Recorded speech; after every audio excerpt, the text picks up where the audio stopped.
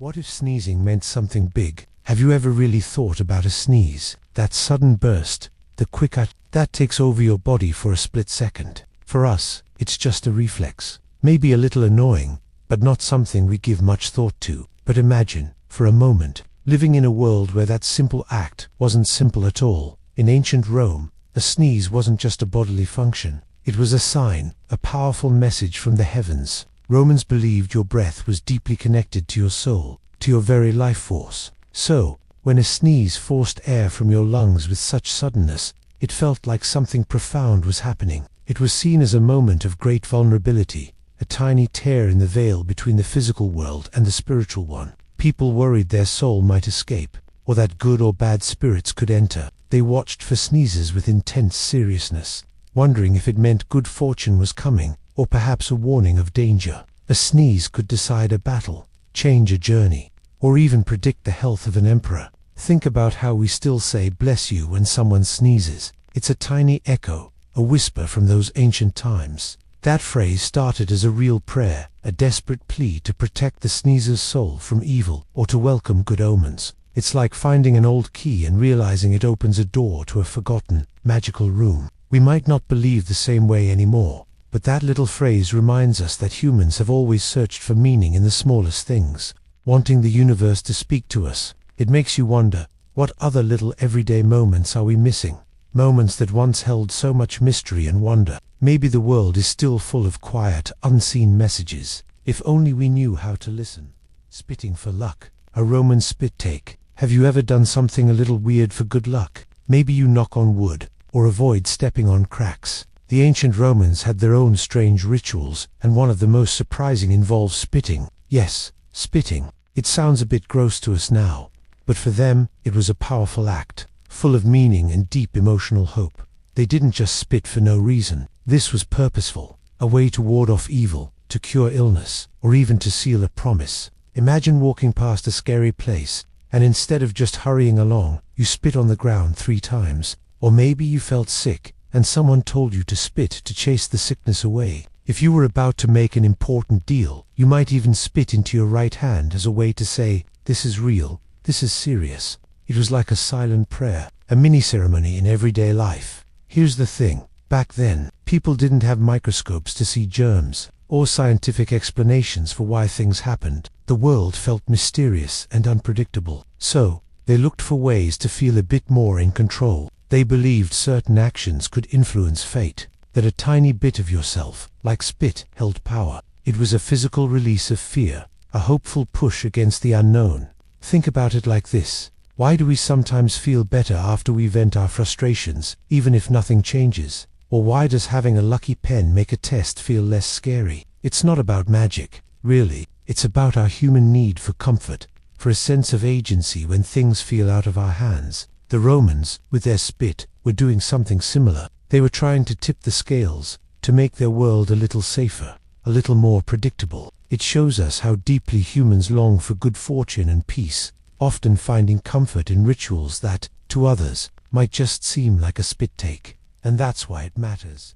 Why did Romans fear black cats so much? Have you ever wondered why a simple black cat, with its sleek fur and glowing eyes, became a symbol of such deep dread for the ancient Romans? It's not because they hated animals, far from it, but for the Romans, the world was full of signs and whispers from the gods, and sometimes, those whispers felt like warnings. Imagine living in a time when every strange event, every unexpected creature, could carry a message about your fate. For the Romans, black wasn't just a color, it was often linked to death, mourning, and the dark mysteries of the underworld. So, when a black cat, a creature of the night, crossed their path, it wasn't just a pet taking a stroll. It was seen as a shadowy figure, perhaps a messenger from the unknown, bringing ill luck or even a warning of impending doom. They didn't see a fluffy companion. They saw a potential omen, a bad sign that something dark was on its way. It was a deeply emotional reaction, fueled by a world where life felt fragile and the future uncertain. Think about it this way. When you're walking in the woods at twilight, and a dark shadow flashes past, your heart might jump a little, right? Even if it's just a squirrel, that moment of not knowing, that flicker of fear, feels real. For the Romans, seeing a black cat was like that feeling, but amplified 1,000 times. They believed it could actively cause misfortune, like a dark cloud bringing a storm. It wasn't logic, but a powerful, ancient feeling of unease that settled in their bones. So, the fear wasn't truly about the cat itself, but about what it represented in their minds: the unknown, the dark, the possibility of trouble lurking just around the corner. It reminds us that sometimes our deepest fears aren't about the thing we see, but about the bigger, scarier ideas we attach to it. It's a quiet reminder of how emotions can shape our view of the world, turning something ordinary into a symbol of our deepest anxieties. Owls hooting, a really bad sign. Folks, imagine, for a moment, the quiet hush of a Roman night. The stars are out, and most people are asleep. But then, a sound slices through the darkness. Who. For the ancient Romans, that sound, the hoot of an owl, was not just a bird call. Oh no, it was a whisper from the shadows, a really bad sign. They believed owls were messengers, but not the good kind. If an owl hooted near your house, it meant sickness or even death was on its way. For them, the owl's hoot wasn't just a bird's cry. It was a shiver down the spine, a cold knot in the stomach. They weren't just guessing. They really felt this was a direct message from the world beyond, a warning that something terrible, maybe even death itself, was close by. Imagine living with that kind of certainty, that heavy sense of dread, just because a bird made a sound in the night. People like Julius Caesar, a super powerful man, were even said to have heard an owl just before something terrible happened to him. So, this wasn't just some silly idea, it was a deeply felt fear, a heavy shadow hanging over their lives. Here's the thing, it's a bit like how we sometimes feel a shiver of unease when the weather suddenly turns dark and stormy. Even before the first drop of rain, we just know something big is coming. Or, maybe you've had that weird feeling in your gut right before a big test, a sense that things might not go as planned, even if you studied. It's that feeling of dread, that whisper of what if, that the Romans felt when they heard an owl. So, the sound of an owl wasn't just a sound, it was the crushing weight of knowing, or believing you knew, that fate was taking a dark turn. It reminds us how much we want to understand the future, to see what's coming, especially when it's scary, and how, even today, we look for signs, big or small, to guide us or warn us. It shows how deeply human it is to search for meaning in the world, even in the silent, watchful gaze of a night bird, and to carry the quiet, heavy burden of what we think those meanings might be. Watch your step. Thresholds were tricky. Have you ever walked through a doorway without even thinking, just stepped right over that little bump on the floor, or the edge of the mat, into another room? We do it constantly, without a second thought. But for ancient Romans, that simple act was anything but simple. Here's the thing, the threshold, that strip of wood or stone marking the entrance to a building or a room, wasn't just a physical barrier. It was a powerful, almost sacred, line. They deeply believed it was a place where different worlds met. Picture the safety of your home on one side, and the wide, sometimes unpredictable, world outside on the other, or the private space of one room, separate from the energy of the next. It was considered a liminal zone, a fancy way of saying a space in between, where things were neither fully here nor fully there. Spirits, good or bad, were thought to gather, waiting. You never wanted to step directly on it. You had to lift your foot high, almost jumping over, to avoid disturbing whatever unseen forces might be lingering there. Stepping on the threshold could bring bad luck, or even trap a spirit, and that's why it mattered so much. Even new brides were carried over the threshold, not just as a romantic gesture, but to protect them from bad omens during this huge life moment. Think about how you feel when you cross the finish line of a long, difficult race. It's not just another step, it's the step. It marks the precise moment everything changes, transforming you from a runner still striving to someone who has achieved their goal. The air feels different, right? That's kind of how Romans viewed thresholds, as tiny, yet deeply important. Transitions in life, these small moments, these everyday crossings, held such profound meaning for them. It tells us how sensitive they were to the invisible world around them, and how every tiny choice, even where you placed your foot, held significant weight. It reminds us that maybe, even today, there's more to those ordinary moments than we usually notice. Perhaps every entrance and exit we pass through holds a quiet power, a chance to pause, to feel the subtle shift, and to truly understand that every step we take carries its own meaning. Eating garlic to keep away evil spirits. What do you do when you feel a little scared of something you can't quite see or touch? For the ancient Romans, when they felt that same kind of worry, they sometimes turned to a very common plant, garlic. It wasn't just for cooking. They believed its strong, sharp smell could actually push away bad spirits. These were like unseen forces that could bring sickness, bad luck, or even haunt your home. Think about that for a second. Imagine feeling truly afraid of something invisible, something you couldn't fight with a sword. Then imagine holding a small, powerful clove of garlic, believing it was your shield. It wasn't about science as we know it today. It was about hope. It was about finding comfort in a world full of mysteries. Life for Romans could be tough, and illnesses were common. People didn't know about germs back then. So, when people got sick or bad things happened, they looked for reasons. And sometimes, those reasons felt like invisible evil forces. A simple, strong-smelling plant seemed like a logical defense against things they couldn't understand. It's a bit like today. When you use hand sanitizer, you can't see the germs, right? But you use that gel because you believe it's protecting you from something harmful you can't quite grasp. The hand sanitizer gives you a feeling of control, of being safe. For the Romans, garlic was kind of like their spiritual hand sanitizer. So, this isn't just a funny old story about stinky food. Here's the thing. It shows us how humans, no matter the time, always look for ways to feel safe. We all want to feel like we have some power over the things that scare us, even if that power comes from something as simple as a bulb of garlic. It's a quiet reminder that sometimes the biggest comfort comes from the smallest acts of belief. Dreams, messages from the Roman gods. Have you ever woken up from a really vivid dream, one that felt so real it stuck with you all day? Maybe it was a strange adventure, or a warning, or even something beautiful. For the ancient Romans, those powerful dreams weren't just random brain activity. They believed these experiences were profound messages, direct whispers from the gods themselves. Imagine living in a world where every night, as you slept, you might be receiving a secret note from Jupiter, or a clear warning from Mars, or a loving thought from Venus. It must have made sleep feel like a sacred journey, a direct line to the divine, filled with meaning. The Romans saw their gods everywhere, in the rustling leaves, in the crashing waves, in the fate of their empire. So, it made perfect sense that the gods would also speak to them in the quiet darkness of their minds. They didn't have science to explain brainwaves or subconscious thoughts. Instead, they had deep faith. If you dreamt of a bad omen, like a fallen statue or a storm, it wasn't just a nightmare.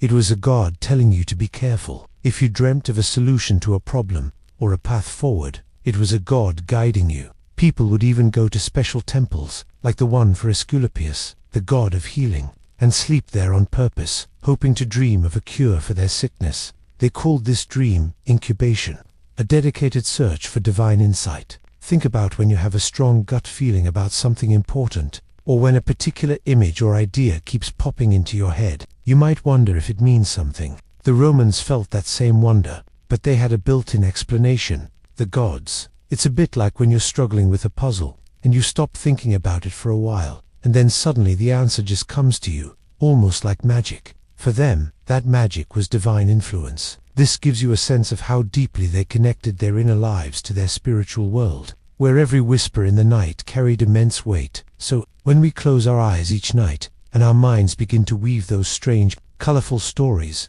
we can remember the Romans. They remind us that even today, there's something truly mysterious and powerful about dreams. They make us wonder if, sometimes, our deepest thoughts are still reaching for something beyond ourselves, seeking meaning in the quiet spaces between waking and sleeping. And maybe, just maybe, there's still a little bit of magic in that silence. Left or right, it really mattered back then. Have you ever thought about which side of your body feels better? Like, if you step out of bed with your right foot first, does it just feel luckier? For ancient Romans, this wasn't just a silly thought. The difference between left and right carried huge weight. It really decided how they saw their whole world.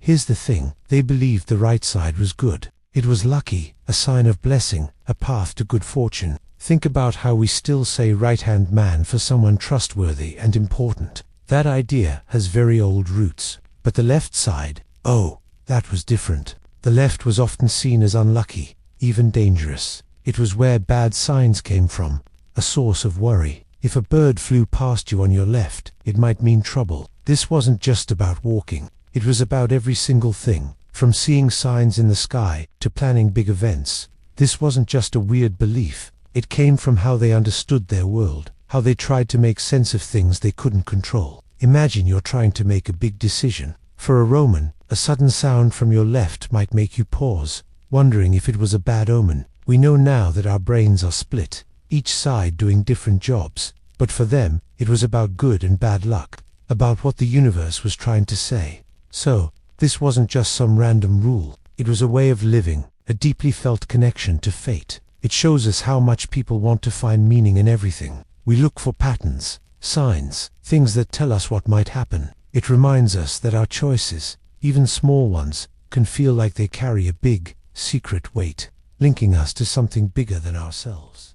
Haircuts and good fortune, a strange combo. What if the simple act of getting your hair cut wasn't just about looking good, but about shaping your very destiny? For the ancient Romans, it was exactly that. They didn't see hair as just strands. They believed it held a piece of your soul, your luck, even your future. So, cutting it, or when you cut it, became a truly big deal. Imagine a world where every single thing you did could affect your fate. The Romans lived like that. They looked for signs everywhere. The way birds flew, the rumble of thunder, even your hair's growth. Your hair was like a personal diary of your life force. It connected you directly to your fortune. So, you wouldn't just snip it on any old day. You had to pick the right time, maybe a specific moon phase, or certain days of the week. This was all done to invite good luck and keep bad luck far away. Cutting your hair at the wrong moment, that could be a serious problem for your future. Think about how you feel after a really great haircut. You might stand taller, feel more confident,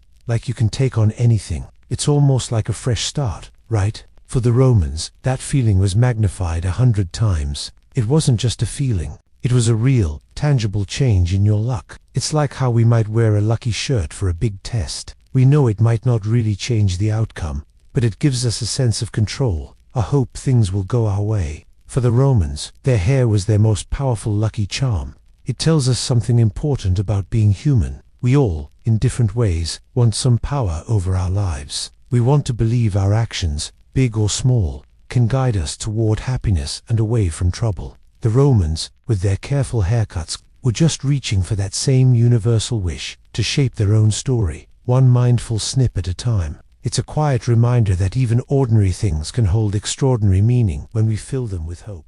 Breaking a mirror, 7 years of bad luck. Have you ever heard that breaking a mirror means 7 years of bad luck? It's a saying we still use, even today. But where did such a strange idea come from? And what did ancient Romans think about their own reflections? This belief goes back a very long way, touching on something deep inside us, a sense of fear and wonder. For the Romans, a mirror was more than just a piece of polished metal or glass. They believed it held a piece of your very soul. When you looked into it, you weren't just seeing your image, you were seeing a fragile echo of your inner self. So, if a mirror broke, it wasn't just an accident. It was like a tiny fracture in your own spirit, a bad omen. The idea was that breaking this reflection could damage your actual soul, leading to a long period of misfortune. Why 7 years? Well, the Romans believed a person's life completely renewed itself every 7 years. So, it would take a full cycle for your broken spirit to heal and start fresh. It was a long wait for peace. Think about how carefully we treat our phones today. That screen, where you see your face and connect with the world, feels really important, right? If it shatters, it feels bad. A little piece of our daily life is broken, and we might even feel disconnected. It's not about bad luck, but about something vital being damaged. For Romans, their mirror was like that, but for their deepest self. It showed them who they were, and protecting it was like protecting a part of their identity, a connection to their very essence. It makes you wonder, doesn't it, how we find meaning in the things around us, how we look for signs, good or bad. Maybe these old stories about mirrors breaking aren't just about bad luck. Maybe they remind us to be careful with ourselves, with what we see, and with the delicate nature of our own spirit. It's a quiet thought, reflecting on what truly defines us, far beyond a simple shard of glass. Salt, more than just a seasoning. What if something as simple as the salt shaker on your kitchen table held ancient, deep power, not just a taste, but a whisper from a time long ago? For the Romans, salt was exactly that. It wasn't just for making food yummy. It was seen as sacred, a symbol of life itself. Here's the thing. Back then, there were no refrigerators. People had to find other ways to keep food from spoiling. Salt was the answer. It preserved meat and fish, making sure families had enough to eat through long winters. Imagine living in a world where food could disappear so easily. Salt literally kept people alive. This made it incredibly valuable, almost like gold. Soldiers were even paid with it, and that's where our word salary comes from. They saw it as pure, a gift from the gods, essential for survival. Think about your own body. Salt is vital for you to live, right? It helps your nerves send messages, keeps your muscles working, and even helps your heart beat steadily. Without enough, you get sick. It's a small thing, a tiny crystal, but it holds immense power inside you. That's how the Romans saw salt too. But they added a spiritual meaning to its power. They believed it could ward off evil spirits and bring good luck. So, when a Roman accidentally spilled salt, it wasn't just a messy cleanup. It was a moment of deep anxiety. It felt like breaking a connection to life, to purity, to the protection of the gods. It was a belief that something essential had been lost, that evil might creep in. It shows us how deeply they felt about the world around them, finding significant meaning in the simplest things. And maybe it reminds us to look closer at the ordinary things in our own lives, to see the hidden stories and value they might hold. Amulets, Roman good luck charms. Have you ever held on to something small, something special, because it made you feel a little safer, a little braver? Maybe a worn coin, a favorite stone, or a bracelet that means something to you. The ancient Romans deeply understood that feeling. They called these special items amulets. An amulet wasn't just jewelry. It was a powerful object, believed to protect you from bad luck, sickness, or evil spirits. People wore them around their necks, on their wrists, or hung them in their homes, hoping for protection. Here's the thing. Roman life was often uncertain and scary. They faced diseases with no cures, dangers they couldn't explain, and a very unknown future. So, they looked for comfort. Amulets were like a personal shield against invisible threats. They might be tiny shapes, like a phallus, meant to ward off evil, or a bulla, a locket worn by children to keep them safe until adulthood. It was a way to feel some control when so much felt beyond their grasp. Think about it. Imagine you're about to take a big test, and you wear your lucky socks or carry a specific pen. You know the socks won't write the answers, but they give you a quiet boost of confidence. They calm your nerves. That small comfort is very much what a Roman felt touching their amulet. It wasn't magic in a scientific way, but it offered a powerful feeling of security, and that's why it matters. These tiny objects show us something important about being human. Long ago, just like today, we all search for ways to feel a little more secure, a little more hopeful, when facing the vast, confusing world. Amulets were a gentle whisper of hope in a loud, unpredictable time, a small piece of comfort held close. It tells us that wanting to feel safe, wanting to believe in something good, is a feeling that never truly changes. Losing a tooth. What did Romans think? Remember that strange wobbly feeling in your mouth as a kid, right before a tooth finally fell out? Or maybe you've had a wisdom tooth pulled, leaving a surprising gap. For us, it's a common part of growing up or a trip to the dentist. But imagine being a Roman, hundreds of years ago, where dental care wasn't quite what it is today. What did losing a tooth mean to them? Here's the thing. For the Romans, and many ancient peoples, a tooth was more than just for chewing. It was seen as a tiny, powerful part of you, like a piece of your life force, deeply connected to your very self. When a tooth fell out, it felt like a bit of your essence had left your body, and that feeling made them wonder.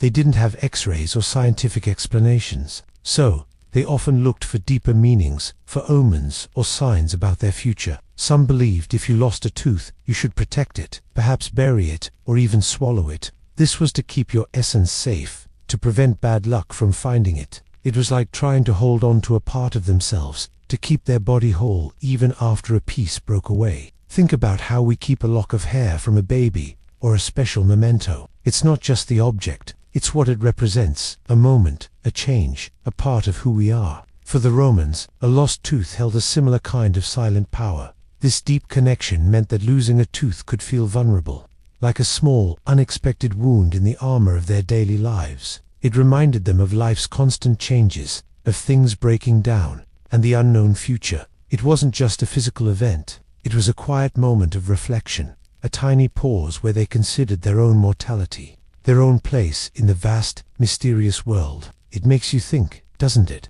How even the smallest things can carry so much meaning when we look at them with open hearts and minds.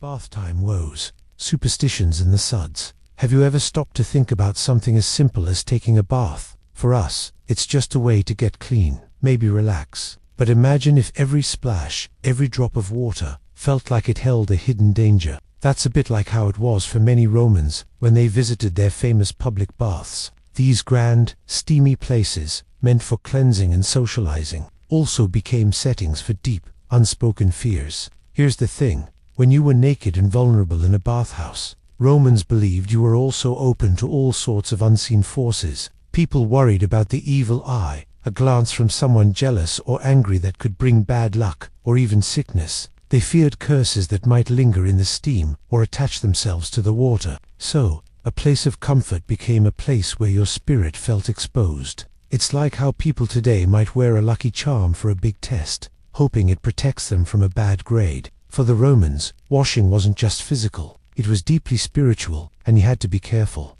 They used small rituals to protect themselves. Maybe they'd touch a certain stone or whisper a quick prayer before stepping into the water. It wasn't about being silly, it was about feeling a tiny bit of control in a world that often felt random and scary. Think about it. When you're feeling nervous, like before a school presentation, you might unconsciously tap your pen or smooth your hair. You're trying to steady yourself, to feel safer. That's what these bath superstitions were. So, the Roman baths, with all their marble and warm water, weren't just about hygiene. They were places where people confronted their most basic human anxieties. They teach us that even in our daily routines, like taking a bath, we often carry our hopes and our hidden fears, trying to find a way to feel secure. And that's why it matters, because it shows how deeply people, across time, try to make sense of the world and find comfort where they can. Weddings don't mess up the big day. Have you ever had a moment, a really important one, where you just had to have everything go right, like a big presentation or a championship game? You probably thought about every tiny detail, hoping nothing would mess it up. Maybe you even had a lucky charm or a special routine. The ancient Romans, they felt that same deep, trembling hope, especially for something as huge as a wedding. For them, a wedding wasn't just a party, it was a sacred bridge between two lives, two families, reaching into an unknown future. And the Romans believed that this bridge was incredibly fragile. Every little action, every sound, every shadow held a meaning. They weren't just worried about tripping down the aisle. They feared what a dropped ring or a forgotten ritual might mean for the couple's entire life together. It was like their future happiness hung by a thread, and any small mistake could snip it.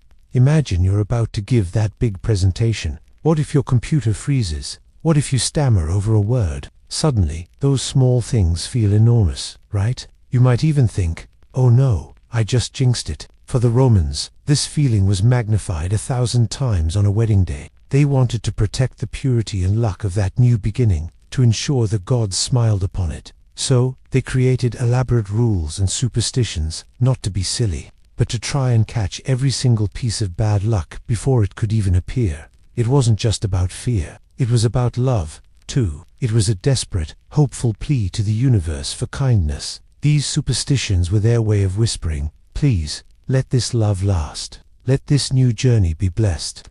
They remind us that even thousands of years ago, people deeply valued love and new promises, wanting to safeguard them with all their hearts against the unknown. And that desire to protect what we cherish is something truly timeless.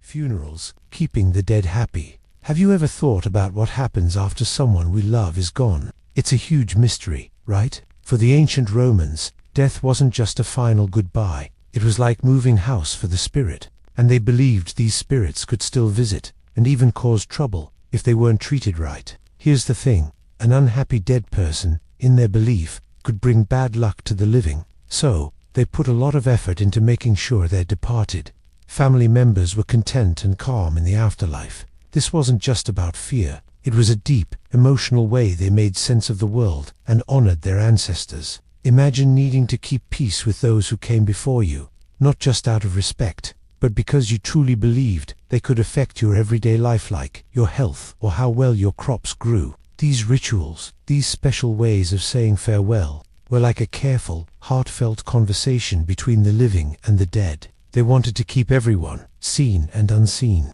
on good terms. Think about it like this. If you accidentally upset a friend, you'd probably try to make things right, wouldn't you? You'd apologize, maybe do something kind, so they wouldn't stay mad. Well, Romans did this for their dead. They left food, sometimes even tools or favorite toys, near graves. These weren't just gifts. They were like apologies or peace offerings, showing constant care. It was their way to say, we remember you, we honor you, and we hope you're okay, wherever you are, so please be kind to us here. So, funeral customs for the Romans were about more than just sadness. They were about respect, about a kind of fear, and about a very human need to believe that our connections don't just vanish into thin air. It shows us how people long ago wrestled with the big mystery of what happens after life ends, and how they found comfort in believing they could still care for those who were gone, keeping their memory and spirit alive. Thunder and lightning. Gods were angry. Have you ever heard a huge clap of thunder so loud it rattles your windows, and seen a flash of lightning split the dark sky? For the ancient Romans, these weren't just weather. They saw it as a direct, urgent message, a warning from their most powerful god, Jupiter. Jupiter was like the king of the gods, and when he was angry, he threw lightning bolts. Imagine that. Not just rain and noise, but actual divine anger falling from the sky. Think about living in a world without science explaining storms. No meteorology, no understanding of electricity, no weather apps, just raw, overwhelming power that could destroy a house or scare a whole city. It's natural to feel small and afraid when something so huge happens. And when you feel small and can't explain something, you often look for a reason, for someone to blame, or for a hidden meaning. The Romans found their reasons and their meaning in the heavens. It's a bit like how you might feel if your phone suddenly freezes or your video game crashes right at the worst moment. You don't understand exactly why it happened,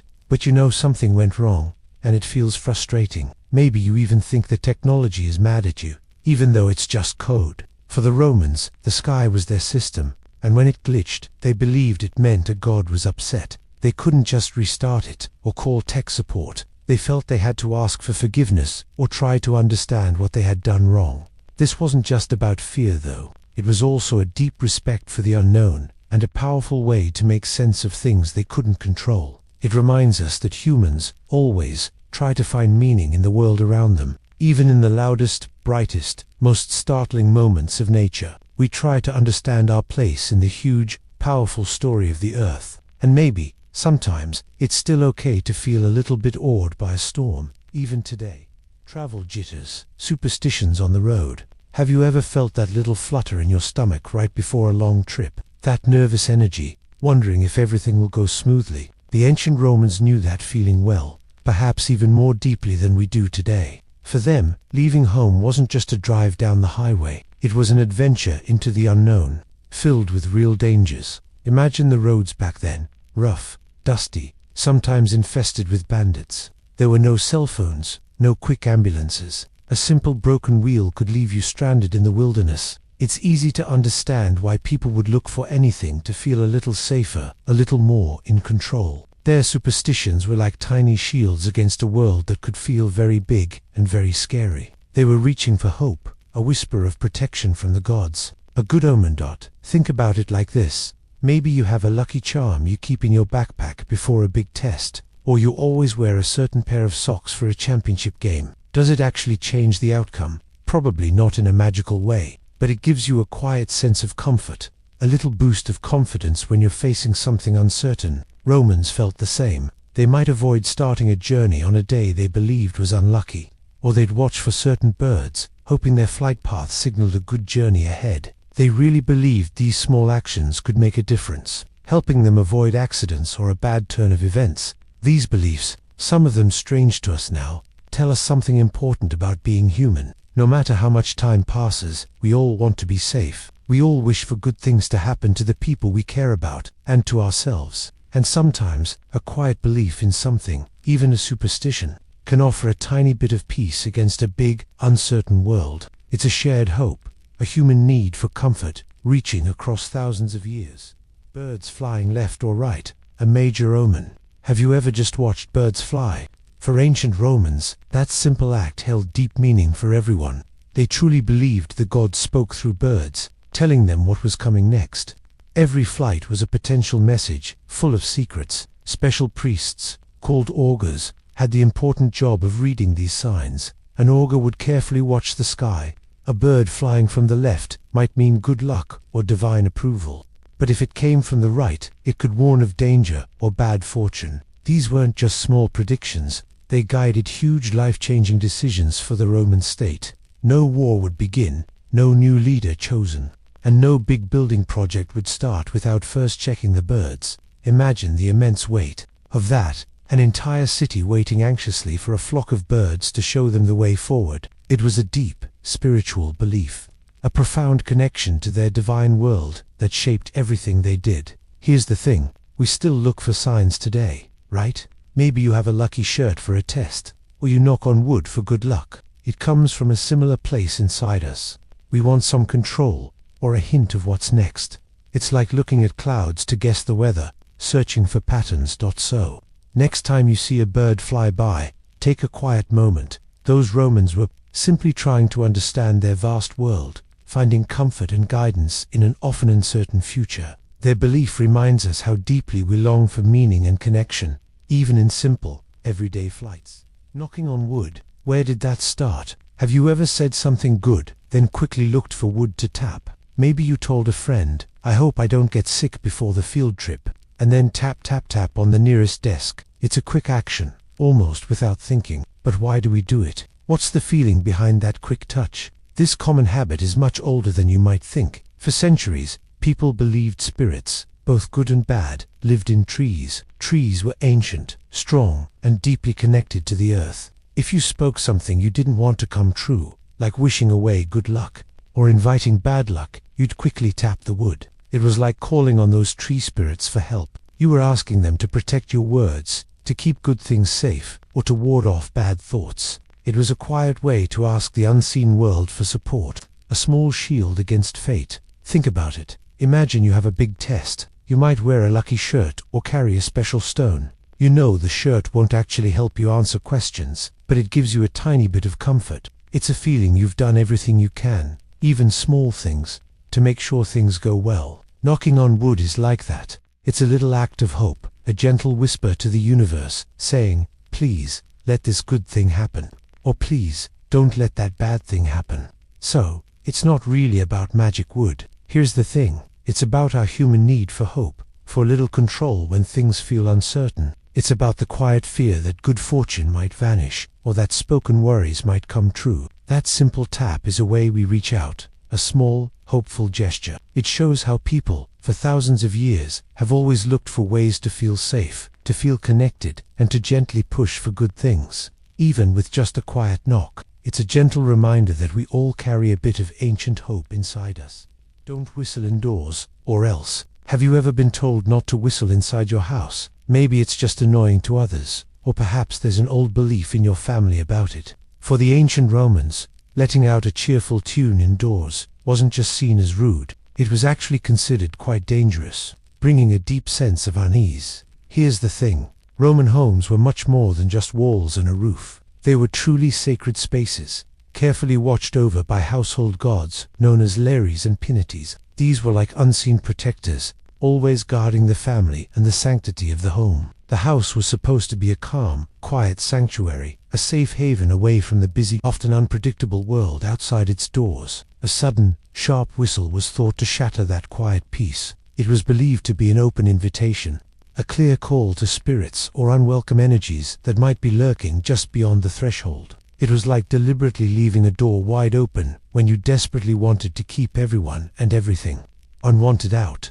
Think about how a strange, unexplained noise in your own house at night can make your heart jump. Even if you don't believe in ghosts, that sudden creak or thump makes you wonder. It creates an instant feeling of vulnerability. For Romans, the sound of a whistle indoors was similar, but magnified by their strong beliefs. It wasn't just a jump scare, it was an act that could attract actual danger. It's like how we might feel a shiver down our spine when someone walks over our grave. Even if we don't logically believe anything will happen, it touches on an ancient human fear of the unknown. This old rule about not whistling indoors reveals something profound about Roman life and how they understood the world. It shows us their constant effort to feel safe, to have some control over unseen forces. They weren't simply afraid of sounds. They were deeply concerned with maintaining the spiritual boundaries of their most personal space. It reminds us that across time, people have always sought ways to create order and security in their homes, even through quiet, everyday actions. It reflects a universal human need to protect what we hold precious, making sense of a world that often felt full of mystery.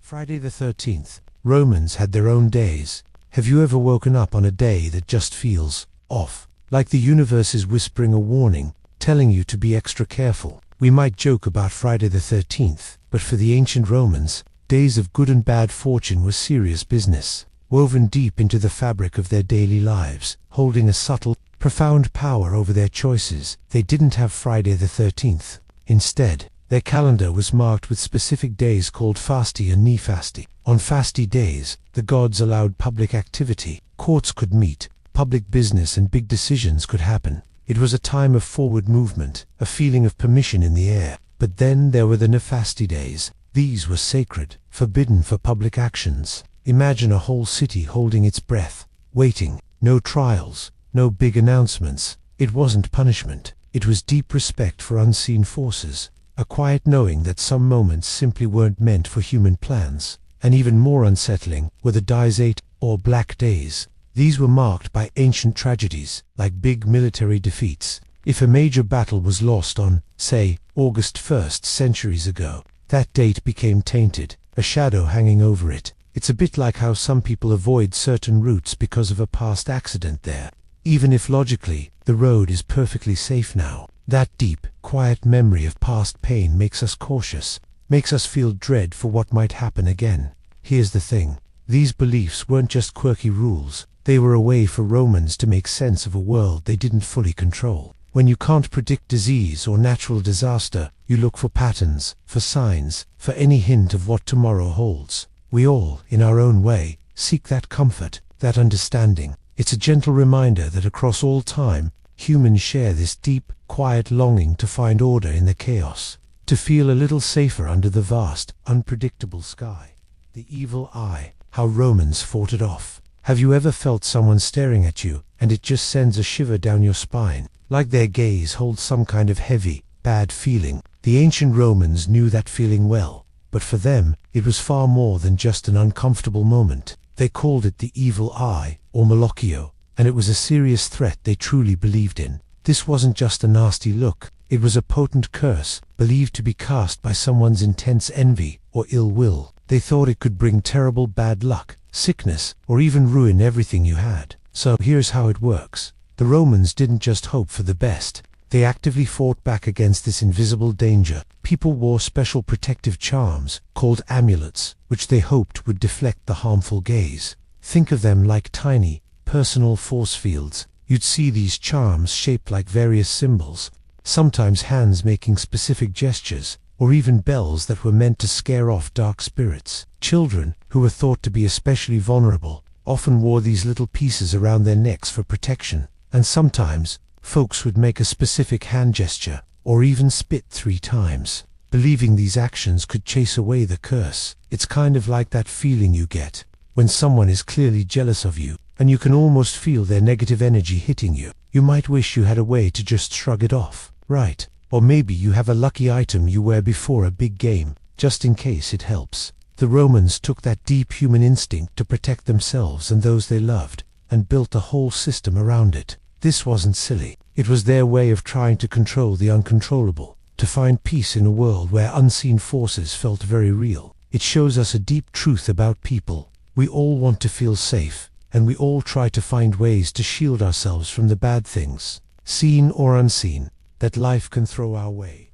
Crossing fingers, a Roman tradition. Have you ever secretly crossed your fingers, hoping for good news, or wishing a scary moment away? It's a quiet, quick gesture, almost a little prayer without words. We do it to ward off bad luck, right? To snag a little extra good fortune, just in case. But where did this simple, hopeful act come from? Was it something the ancient Romans did too? Here's the thing. While the Romans had tons of superstitions, this exact finger crossing isn't really found in their ancient stories or art. They didn't cross their fingers the way we do. But here's what they did share with us: that deep human need to feel safe, to push away the things that scare us. They believed in evil spirits, in the evil eye, and in fates that could turn bad. So, they found other ways to cope. They might wear a special charm, like a crescent moon, or touch a piece of iron for protection. Sometimes they'd use certain words or make other hand signs. It was all about trying to grab control over a world that often felt out of control.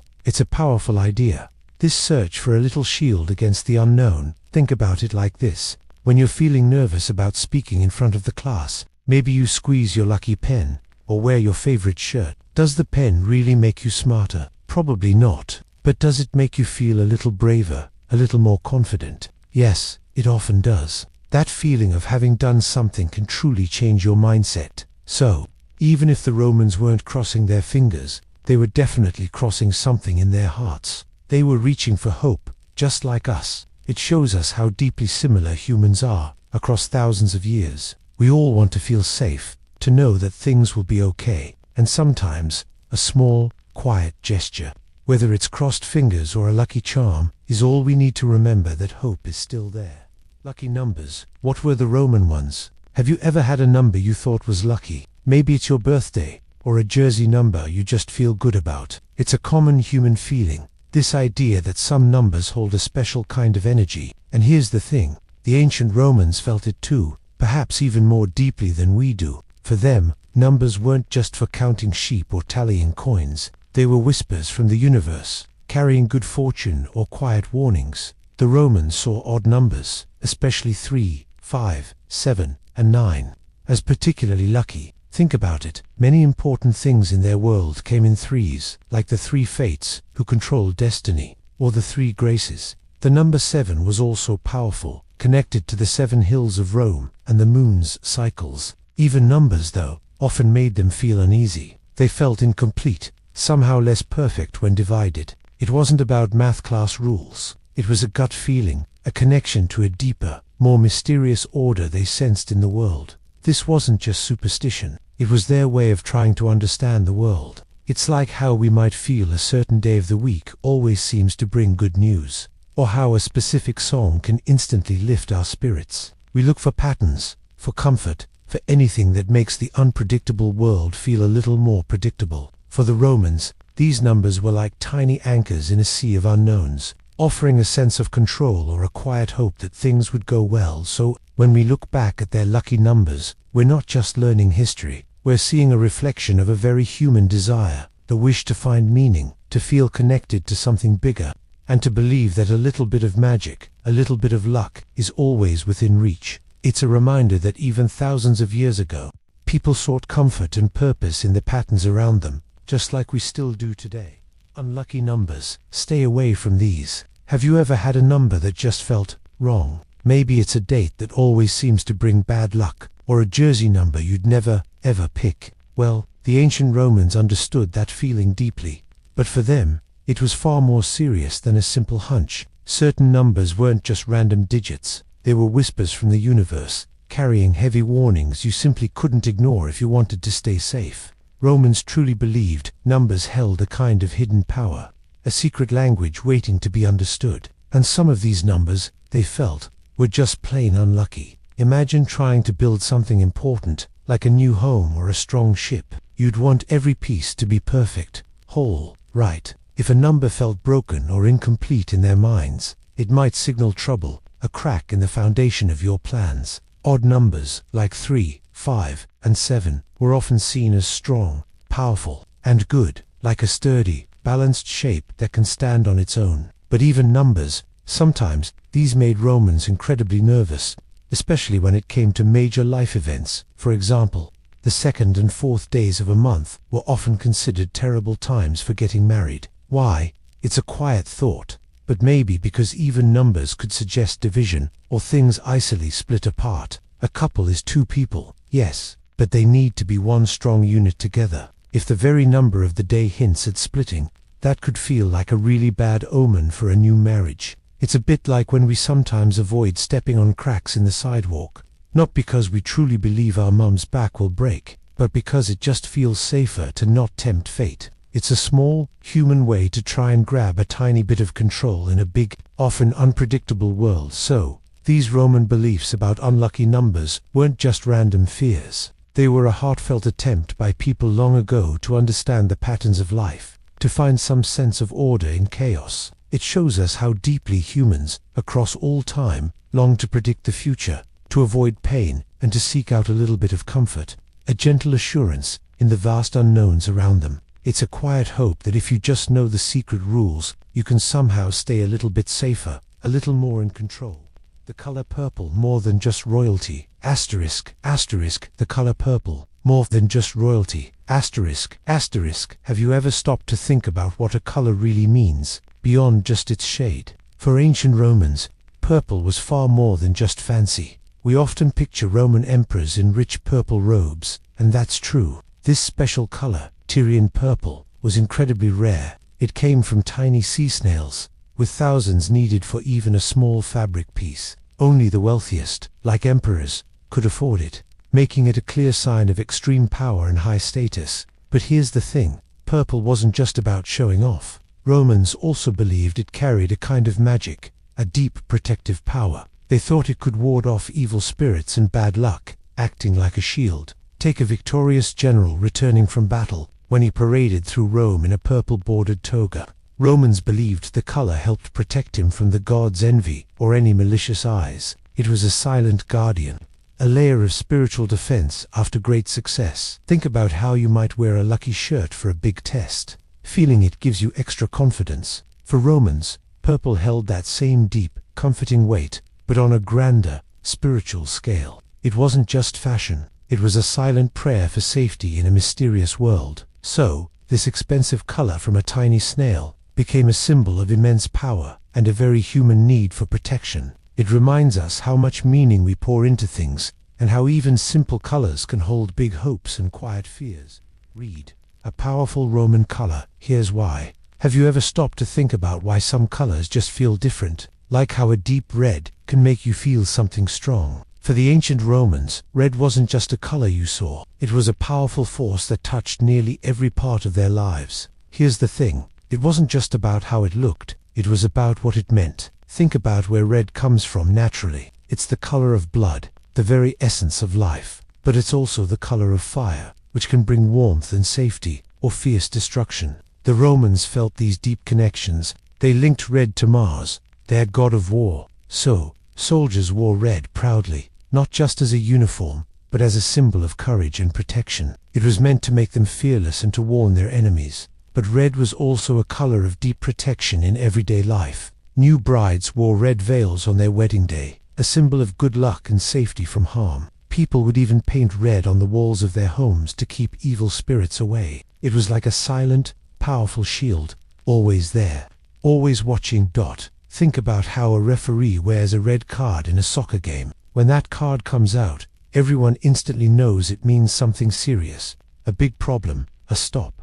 Or how, when you see a stop sign, that bright red color immediately tells your brain to halt, without you even having to think about it. That's a tiny bit like how red worked for the Romans. It was a clear, instant message that carried huge weight. So, when you think about it, colors are more than just pretty shades. They hold stories, beliefs, and feelings from people who lived thousands of years ago. Red, for the Romans, was a quiet whisper of life, a bold shout of power, and a warm embrace of protection, all wrapped up in one vibrant hue. It makes you wonder what colors we use today that will carry such deep meaning for people far in the future, doesn't it? Touching wood for good luck, still around. Have you ever said something good out loud, and then immediately felt like you might have just jinxed it? Maybe you hope something great will happen, or you want to make sure a bad thing doesn't. And then, without even thinking, your hand reaches out for something wooden. You tap it, just a little touch. That simple gesture, touching wood, is something people still do today. It's like a quiet wish, asking for good fortune to stick around, or for bad luck to just pass by. Here's the thing, this isn't a new idea at all. Way back, even in ancient Rome, people believed trees were special. They thought trees had spirits, or even minor gods living inside them. So, Touching wood was like reaching out to these powerful, hidden forces. It was a plea, asking for their help or protection. Imagine thinking a sturdy old oak tree could actually hear you, or offer shelter from misfortune. It wasn't just the Romans. Many ancient cultures saw trees as sacred, full of life and magic. They thought these spirits could shield you from evil words, or help your wishes come true. It's kind of like how some of us have a lucky shirt we wear for a big test, or a special charm we keep in our pocket. You know, you might not truly believe the shirt makes you smarter, but it just feels right. It gives you a tiny bit of calm, a little boost of confidence. That feeling, that small comfort, is a lot like what the Romans might have felt when they touched wood. It wasn't just superstition. It was a way to feel a little more in control, a little more protected in a big, unpredictable world. So, maybe the true magic isn't in the wood itself. Maybe it's in the small act of hope it represents. It's a reminder that even when things feel uncertain, we still reach out for something to believe in, something to lean on. It shows how deep down, we all want things to go well, and we look for little ways to make that hope feel more real. It's a quiet tradition, passed down through time, connecting us to those who lived long ago, all wishing for a little bit of good luck. Finding a four-leaf clover, Roman style, asterisk, asterisk, finding a four-leaf clover, Roman style, asterisk, asterisk. Have you ever found yourself searching for a four-leaf clover? Or maybe you carry a special coin for luck. We all look for signs, don't we? A little nudge that things might go our way. Well, the ancient Romans, they were masters of this. For them, life felt very uncertain and often very harsh, and they saw messages hidden everywhere, not just in clovers, but in almost everything around them. Here's the thing, they called these signs omens. It was a whole big part of their daily life, a way to try and understand what the gods had planned. Did a bird fly left or right? Did thunder rumble at a certain moment? Even the way a sacrificial animal's insides looked could be a sign. It wasn't just superstition in a silly way. It was a deeply felt connection to the world, a desperate human need for reassurance. Imagine living without weather forecasts, or knowing if your crops would fail,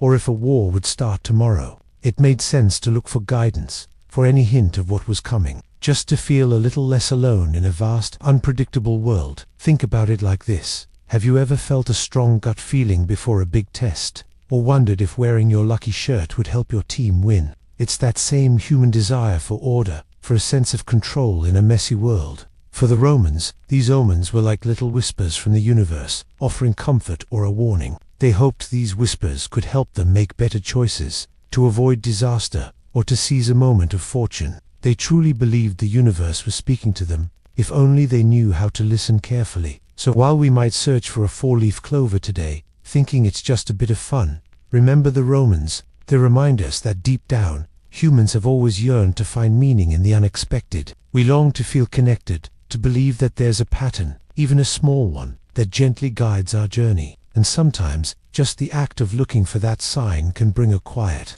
profound sense of hope, a gentle peace in knowing you're not completely alone.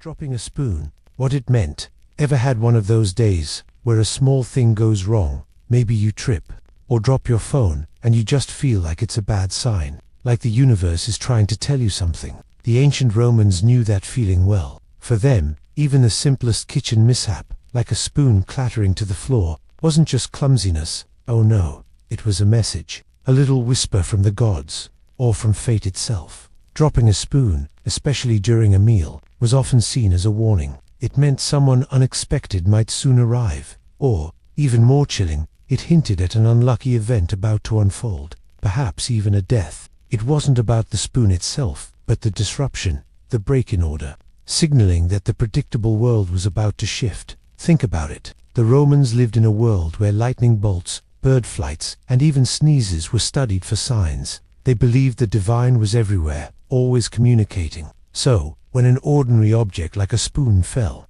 it wasn't random. It was a sign, a piece of a larger puzzle. They felt a profound connection between the mundane and the magical, constantly searching for meaning in everyday occurrences. It was their way of trying to understand, and perhaps even control, their often unpredictable lives. We humans crave order, and anything that breaks that order can feel like a warning. It's kind of like how some of us feel a little uneasy if we forget our lucky charm before a big test. Or, if the internet flickers right before we're about to send an important assignment, we know it's probably just a technical glitch, but a tiny part of us wonders if it's a bad omen. It's our brain, trying to make sense of randomness, trying to find patterns, even when there aren't any. So, dropping a spoon wasn't just a drop spoon. It was a moment where the veil between the ordinary and the extraordinary felt thin. It reminds us how deeply humans long for connection, for meaning, and for some kind of gentle warning from the universe, even in the smallest things.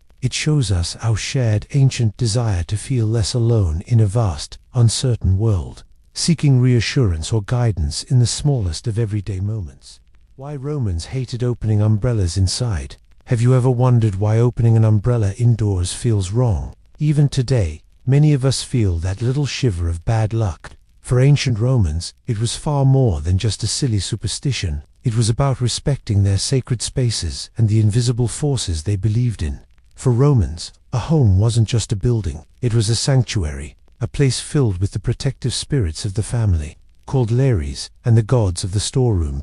They were their silent guardians against the outside world. An umbrella, by its very nature, was a tool for the outside. It was meant to shield you from the sun or rain, the unpredictable elements beyond your safe walls. So, here's the thing, bringing that outside item inside and opening it felt like disrespect. Imagine bringing a muddy tent into your clean living room and setting it up there. It feels out of place. For Romans, opening an umbrella inside felt like that. But spiritually, it was almost like telling their protective spirits their home wasn't good enough, or that it needed outside protection, even when it was supposed to be safest. It blurred the lines between the dangerous world and the sacred space of home. They believed this act could anger the spirits, inviting misfortune or driving away the good luck they worked so hard to maintain. It wasn't about a random curse. It was about honoring the boundaries of their spiritual world, and that's why it matters. It reminds us that simple objects can carry deep meaning, reflecting our desires for safety and peace. It's a quiet echo of our need for order and protection, a feeling that still lives in us, even if we don't always know why. Ladders. Never walk under one. Have you ever stopped yourself from walking under a ladder, even if you don't really believe in bad luck? It's a strange feeling, isn't it? That little pause, that flicker of an old warning in your mind. For the ancient Romans, walking under a ladder wasn't just a tiny risk of paint falling on your head. Oh no, it was a big deal. The simple act of a ladder leaning against a wall forms a triangle, right? Well, for a long time, across many cultures, the triangle was seen as a sacred shape. Think of the pyramids in Egypt, pointing to the sky, connecting earth and the heavens. For others, like early Christians, a ladder leaned against the cross became a symbol of betrayal and misfortune. When you walked under a ladder, you were basically breaking this sacred triangle. It was like inviting bad spirits in, or challenging the gods themselves. It wasn't about the ladder falling. It was about stepping into a space that was supposed to be untouched, a gateway to bad fortune. It was a serious offense, tempting fate in the worst way possible. People truly believed that doing so would open a door to terrible luck, bringing anything from a small stumble to a major disaster into their lives. It's a bit like when you avoid stepping on a crack in the sidewalk, even though you know it won't actually break your mother's back. You just do it. It's a tiny, automatic habit born from an old rhyme. With the ladder, it's a similar echo. Our brains are wired to look for patterns and warnings. If something bad happened after someone walked under a ladder, people would connect those dots, making the superstition even stronger. It's like seeing a do not touch sign on something fragile. You might not know exactly why it's fragile, but you're not going to risk it. So, this fear wasn't about wood and rungs. It was about respect for the unknown, about trying to keep evil away. It shows how people, long ago, tried to make sense of a world they couldn't control. They created rules, like avoiding ladders, to feel a little safer, a little more in charge of their destiny. Even today, that whisper of caution, that tiny bit of unease, is a gentle reminder of how deeply connected we are to these ancient ways of seeing the world, and how much we still yearn for a sense of order and protection. New moon wishes. Did Romans make them? Have you ever looked up at the night sky and noticed when the moon is just a thin, faint sliver? Or maybe you've heard people talk about setting intentions or making wishes at the new moon, hoping for a fresh start. It feels like a quiet moment, right? A chance to think about what you want next. But here's the thing. Did the ancient Romans do anything like that? Did they whisper their hopes to the barely visible moon? Well, they didn't exactly make new moon wishes in the way we might think of them today. But the new moon was incredibly important to them. For Romans, the moon marked time. Each new crescent moon signaled the start of a new month, a natural calendar reset. It was a moment of deep observation, when they carefully watched the heavens for signs. They believed certain gods, like Juno, were connected to the moon. This connection wasn't about asking for a new toy, but about understanding the world, trying to glimpse what the future might hold for their city or family. Think about it like this: when you start a new school year, there's that feeling of a blank page, isn't there? New classes, new possibilities. You might not call it a wish, but it's a quiet hope for a good year, a chance to improve. The Romans felt a similar, powerful sense of renewal with each new moon. It was a sacred pause, a time to realign with the universe, to honor the gods, and prepare for the coming cycle. They knew they were part of something bigger. So, while they might not have whispered specific wishes, their connection to the new moon was profoundly emotional. It was about respect for natural cycles, about deep hope, and a quiet trust in the unfolding of time. It shows us that humans, no matter when they lived, have always looked to the heavens, searching for meaning and finding comfort in the endless dance of light and shadow.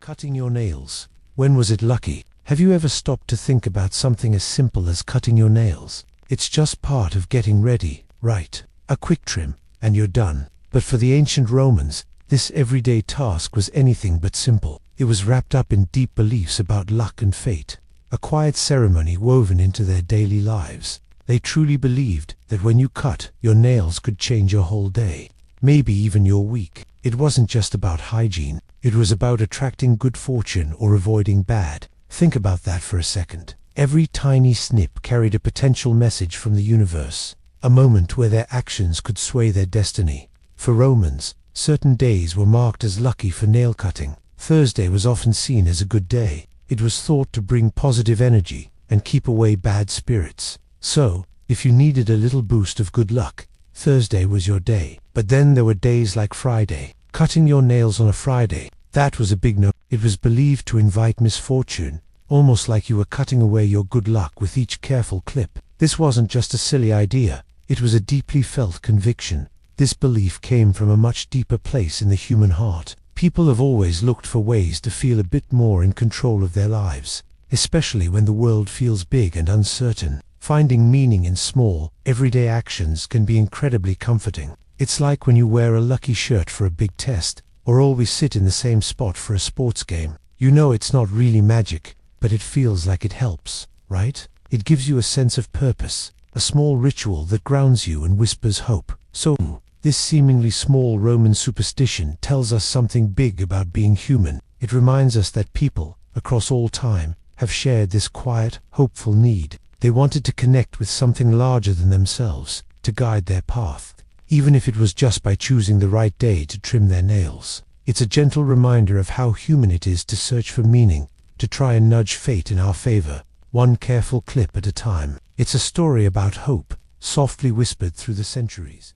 Wearing shoes on the wrong feet. Have you ever started your day a little off? Maybe you put your shirt on inside out, or grabbed the wrong lunch bag by mistake. It feels a bit silly, right? A small, clumsy moment. But imagine if that tiny slip-up suddenly felt like a heavy shadow hanging over your entire day, whispering warnings of bad things to come. For ancient Romans, something as simple as putting a shoe on the wrong foot was exactly that, a dark sign that stirred a quiet, unsettling fear. They deeply believed the universe spoke to them in whispers, in everyday events. Every rustle of leaves, every flight of birds, every little stumble had meaning. So, to mistakenly put your left shoe on your right foot, and your right on your left, wasn't just a physical error. It was like tripping at the starting line of a race. Instead of just a fall, it meant the gods themselves might have frowned upon your morning. This wasn't about discomfort, it was about destiny, a day already set on the wrong course.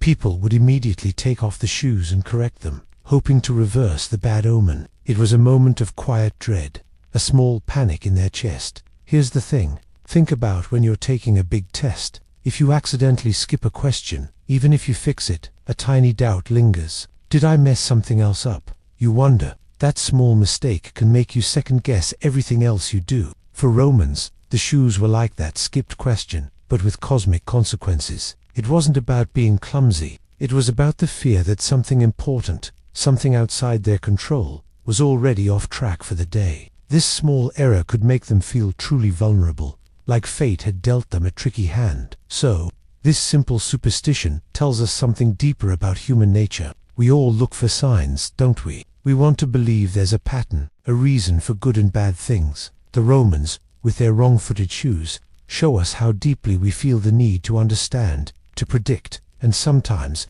to blame the smallest things for the biggest fears in our hearts. It's a quiet reminder that, even today, a small slip can make us feel out of sync, searching for meaning and reassurance in the world around us. Getting out of bed, left foot or right, imagine waking up, still a bit sleepy, and a quiet thought crosses your mind. Which foot should touch the ground first? It sounds like a silly question now, but for ancient Romans, this was a moment charged with meaning, a small decision that could shape their entire day. They believed that the left side of the body, and the left foot especially, was associated with bad luck, with things going wrong. The word sinister actually comes from a Latin word meaning left, but the right side, that was dexter, linked to skill, good fortune, and success. So when a Roman woke up, the first thing they tried to do was put their right foot on the floor. It was a silent prayer, a tiny ritual to invite good things into their day and ward off trouble. Think about that for a moment. This wasn't just a casual habit. It was a deep ingrained belief that starting right could make everything else fall into place. It shows how people long ago looked for comfort and control in a world that often felt unpredictable. They searched for patterns, for tiny connections between their actions and the outcomes of their lives. Here's the thing, we all do something similar, even today. Maybe you have a lucky shirt for a big test, or you always listen to a certain song before an important game. It's like when a scientist might try a new experiment multiple times, hoping for a specific result, and they notice a tiny difference in how they started the last time they succeeded. We want to believe that we can influence our future, even in small ways. This Roman tradition reminds us that humans have always looked for ways to make their journey a little smoother, a little more certain. It's not really about feet, is it? It's about intention. It's about that quiet hope we carry, that desire for a good start, for peace in our day. The Romans, with their right foot first ritual, were reaching for that same feeling, that sense of a fresh, positive beginning. So, as you rise each morning, maybe you won't worry about which foot lands first, but you can still carry that human hope, that quiet desire for a day filled with good steps, no matter which side you start on. The first foot in starting your day right. Have you ever woken up and just felt like the whole day was already going wrong? Maybe you stubbed your toe, or spilled your drink, and suddenly, it feels like bad luck is following you. Well, the ancient Romans understood that feeling deeply, maybe even more than we do. For them, the very first step out of bed each morning was a huge deal, a moment charged with a quiet power. They truly believed that the foot you put on the ground first could set the tone for your entire day. Put out your right foot, and you were inviting good fortune, smooth sailing, and success. But step out with your left, and you might be welcoming trouble, bad luck, or unexpected problems. This wasn't just a silly game to them. It was a deeply felt attempt to bring some order to a world that often felt unpredictable and a bit scary. Think about it. They didn't have weather forecasts or advanced medicine. They lived much closer to nature, where a bad harvest or a sudden illness could change everything. So, they looked for comfort, for any small sign that they could influence their destiny. It's a bit like how some athletes always put on their left sock before their right, before a big game, or how we might feel a little better after cleaning our room. Even if it doesn't actually change our grades, it's about creating a sense of control, a feeling that we've done our part to invite positive energy. It's a quiet promise we make to ourselves for a good outcome. So, while we might not worry about which foot hits the floor first, today, the core feeling behind it is still very human. It's that deep, ancient longing we all share, to start fresh, to hope for the best, and to believe that even small actions can make a difference in the journey ahead. It reminds us that every new day is a fresh beginning, full of quiet possibilities, waiting for us to step into them. Sneezing while talking, interrupting fate. Have you ever been deep in conversation, telling a story, or making an important point, when suddenly, achoo, a sneeze bursts out? For us, it's just a reflex, maybe a quick excuse me, but Imagine living in a world where every tiny twitch or unexpected sound held a secret message from the gods. The ancient Romans lived with this feeling. They saw signs everywhere. So, when a sneeze happened right in the middle of someone speaking, it wasn't just a simple interruption. It was like fate itself was trying to get a word in.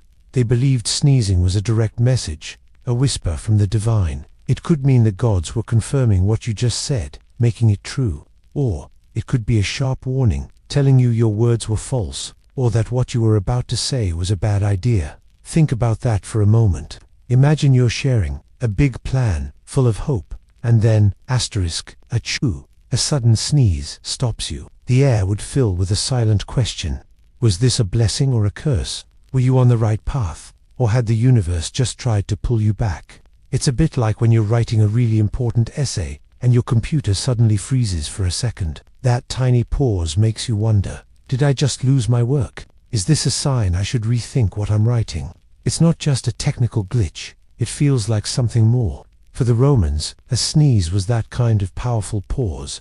It made them question everything. They truly felt the weight of these small, involuntary acts, and that's why it matters. It reminds us how deeply people once searched for meaning in every moment, in every small event. They felt connected to something much larger than themselves, always watching for clues about their future. It makes you wonder, even now, if there's ever a hidden message in the everyday pauses that catch us by surprise. Why Romans spat on their hands before work? Have you ever stopped to think about the small, strange things people do to prepare for something big? Maybe you tap your pencil before a test, or listen to a special song before a game. Well, ancient Romans had their own unique ritual, and it might seem a little odd to us now. They would sometimes spit on their hands before starting a tough job. It wasn't about cleaning, not really. It was about something much deeper, a kind of magic they truly believed in. For the Romans, saliva, your spit, held a kind of power. They thought it could ward off evil, bring good luck, and even lend strength or focus to their hands. Imagine a farmer ready to plow, or a stonemason about to lift a heavy block. Before they began, they'd spit into their palms, rub their hands together, and then get to work. It was a silent prayer, a personal blessing, a way of saying, I am ready, and I am protected. Think about an athlete before a big competition. Maybe they always wear the same socks, or jump 3 times before stepping onto the field. They do these things not because they scientifically make them better, but because they feel like they do. It's about building confidence, settling their mind, and getting into the right headspace. For the Romans, spitting on their hands was their way of doing that. It was a small act that made them feel more powerful, more ready to face the physical challenges ahead. So, this simple, seemingly strange act tells us something important about being human. It shows us how much we need to feel strong, to feel ready, to believe in something beyond just muscle. It reminds us that sometimes the most important tools we have are not in our hands, but in our hearts and minds, fueled by what we choose to believe. It's a quiet testament to our human need for courage, a need that can find strength even in something as simple as a little bit of spit. Dogs howling, a sign of what was coming. Have you ever been quiet at night, maybe trying to fall asleep, and suddenly you hear a dog howl? It's a strange sound, isn't it? A long, mournful cry that seems to carry a heavy feeling. For the ancient Romans, that sound was much more than just a dog being noisy. It was a message, a warning whispered from the darkness. They believed a dog's howl, especially at night, or when it seemed unprovoked, meant death was near. Not just any death, but a significant one. Or maybe a great disaster was about to strike. Imagine how terrifying that must have been. You're already a bit scared in the dark, and then this eerie sound starts, telling you something truly awful is on its way. It made their hearts pound, knowing that the world might be about to shift in a terrible way. The Romans saw dogs as being connected to the underworld, to the gods of death, like Pluto, and to Hecate, the goddess of magic and crossroads. So, for them, a howling dog wasn't just barking at the moon. It was like a messenger from the unseen world, carrying bad news. It was a sign that something huge and sad was coming, something humans couldn't sense on their own. It's kind of like how sometimes, just before a big storm hits, the air feels different. The birds get quiet, or your pet acts weird, maybe hiding under the bed. You can just feel that something is changing, even before the first drop of rain falls. The Romans had that same feeling, but for something far more serious than a storm dot. So when a dog howled, it wasn't just noise,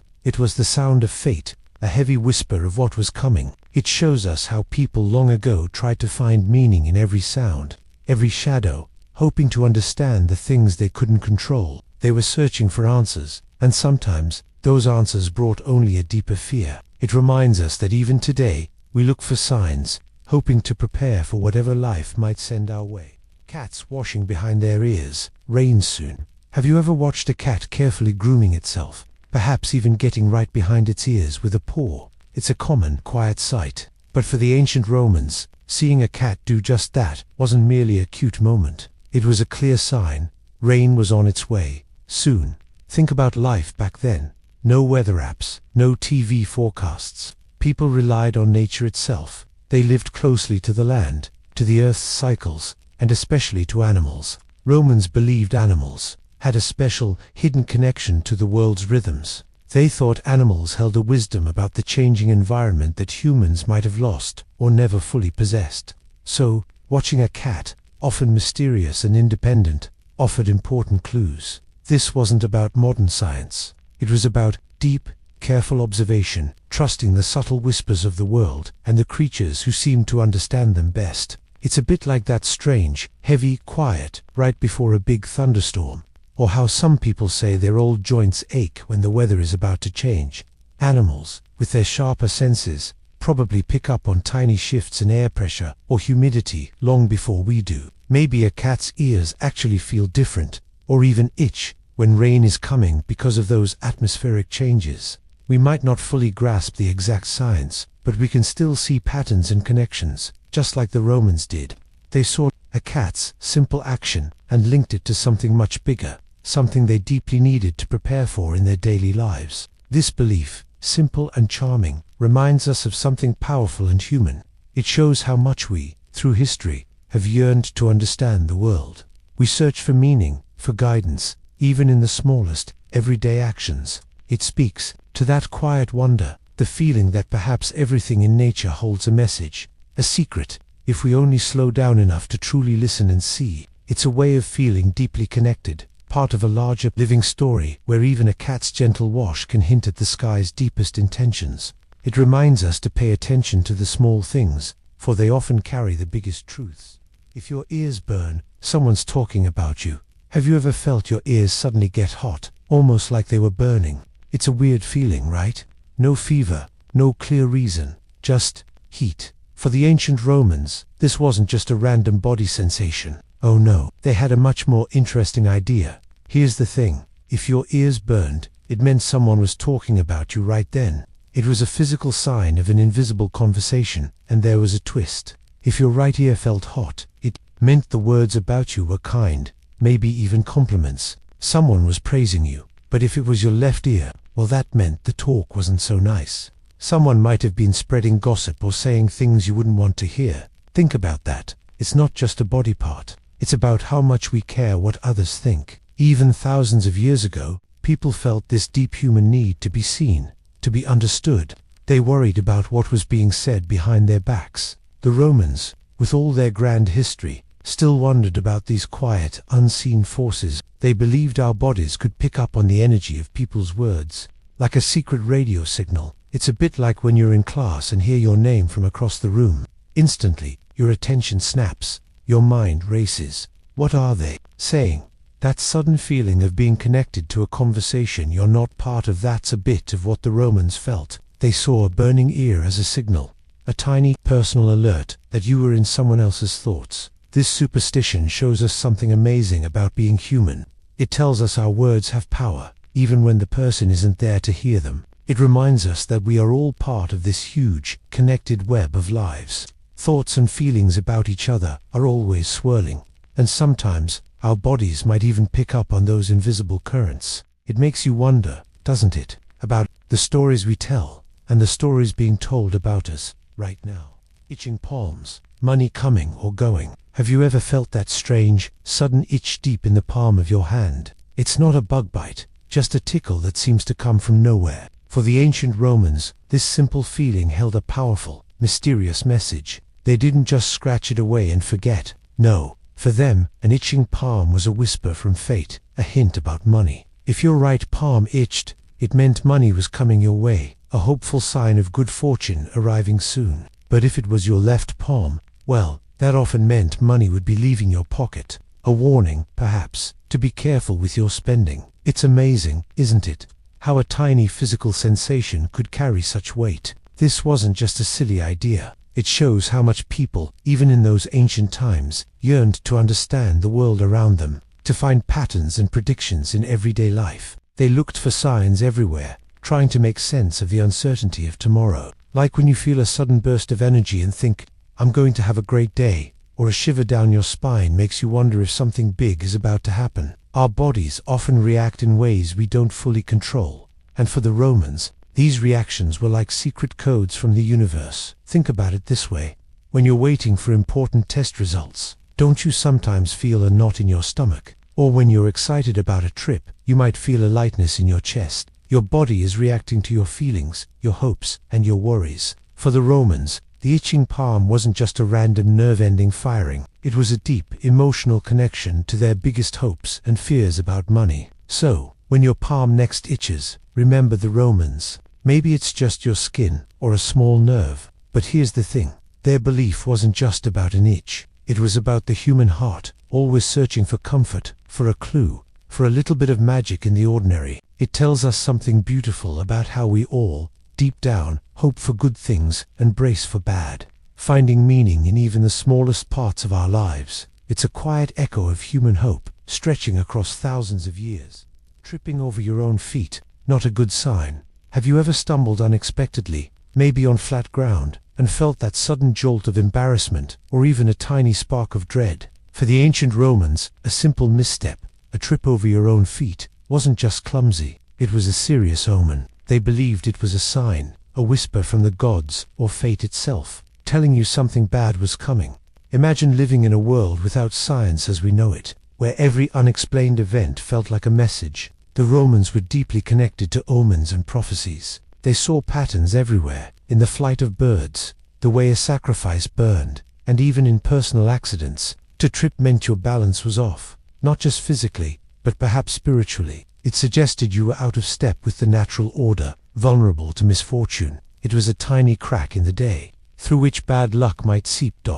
Think about that feeling when you're about to take a big test, and you drop your pencil, or you're heading to an important game, and you suddenly trip on the stairs. It's not just the dropping or the tripping that gets you. It's that little voice inside your head that goes, oh no, is this a sign? Is today just not my day? For the Romans, that little voice was much louder, echoing with centuries of belief that the universe was always trying to tell them something. So, a stumble wasn't just gravity at work, it was a warning, and it reminds us how much we, even today, look for meaning in the small, everyday accidents of life. We might not fear an angry God, but we still search for reasons, for explanations, for a sense of control over the unexpected. Perhaps these ancient superstitions weren't just about fear, but also about a deep human need to understand the world, to find order in its unpredictable moments, and to prepare ourselves for whatever lies ahead. It's a quiet reflection on how we navigate the unknown, then and now. Finding a coin, good luck, or a trap. Have you ever found a shiny coin on the sidewalk? That little glint of metal catches your eye. Most of us think, cool, free money, a bit of good luck, right? But what if it wasn't? What if that simple, lost coin carried a secret, a warning even? For the ancient Romans, finding a coin wasn't always a simple stroke of fortune. They saw the world differently. To them, many things belonged to powerful gods or spirits. If you found a coin, especially one that seemed carefully placed, it could be an offering. Someone might have left it for a god of the crossroads, or a spirit of the underworld. Picking it up wasn't just finding money, it was taking something that wasn't meant for you. It was like stealing from a god, and that's why it mattered. What if the luck it brought was just a trick? What if it came with a hidden price? They thought you might gain a little something, but lose something bigger later on. Think about it like this. Imagine you're scrolling online, and you see an amazing offer for something you really want, maybe a new video game, or cool clothes for almost nothing. You click, excited, but then you realize you have to give away a lot of personal info, or sign up for something you don't really want. It felt like a gift, but it came with strings. That's how Romans might have felt about a found coin. It looked good, but maybe the universe, or the gods, were asking for something back.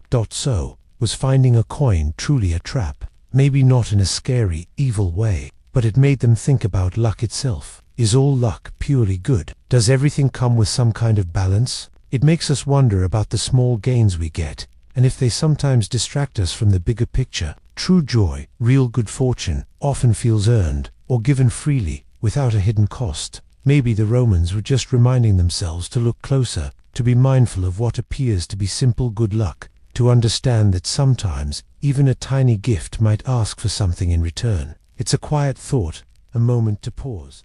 Breaking a dish, accident, or omen. Have you ever dropped a plate and it shattered on the floor? That sudden crash can make your heart jump. Most of us just sigh and grab the broom. But imagine a time when that sound meant something much bigger. For the ancient Romans, a broken dish wasn't always just an accident. It could be a whisper from the gods, a tiny warning. They lived in a world where every event, big or small, held a secret message. They watched for signs in everything, a bird's flight, a dream, even a simple kitchen mishap. Here's the thing, these people didn't have science as we know it today. No weather apps, no medical scans. So, when something strange happened, their minds looked for answers in the unseen. They tried to find a pattern, a hidden logic in the world. It wasn't about being silly. It was about trying to understand a complex, often scary universe. It's a bit like how we sometimes feel a tiny shiver when a black cat crosses our path, even if we don't truly believe in bad luck. Or when you accidentally spill salt, maybe you toss a pinch over your shoulder. We know it's probably nothing, but a little part of us still wonders. For the Romans, that wonder was much stronger, much more central. They saw meaning everywhere. So when a Roman dropped a clay pot, they might pause. Was it clumsiness? Or was the future trying to tell them something? It makes you think about how we look at our own world. Do we always just see things as they are? Or do we sometimes search for deeper patterns, for hidden meanings? It's a quiet reminder that sometimes, what we see as simple chance, others might see as the universe speaking. What if a bat flew into your house? Imagine you're home one evening, maybe reading a book. Suddenly, a quick, dark shape darts through your living room. A bat. What's the first thing you'd feel? For us today, it might be surprise, maybe a little panic about getting it out. But now, imagine you're an ancient Roman. The feeling would be much, much deeper.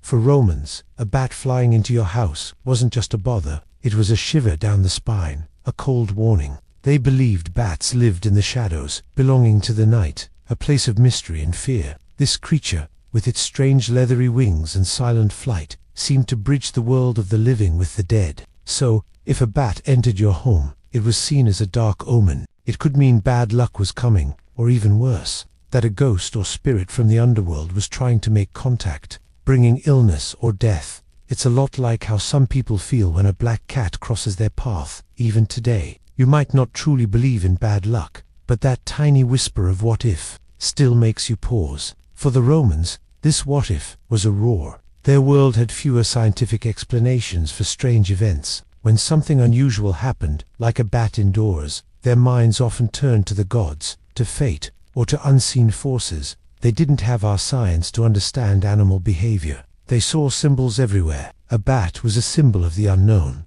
of things lurking just beyond sight.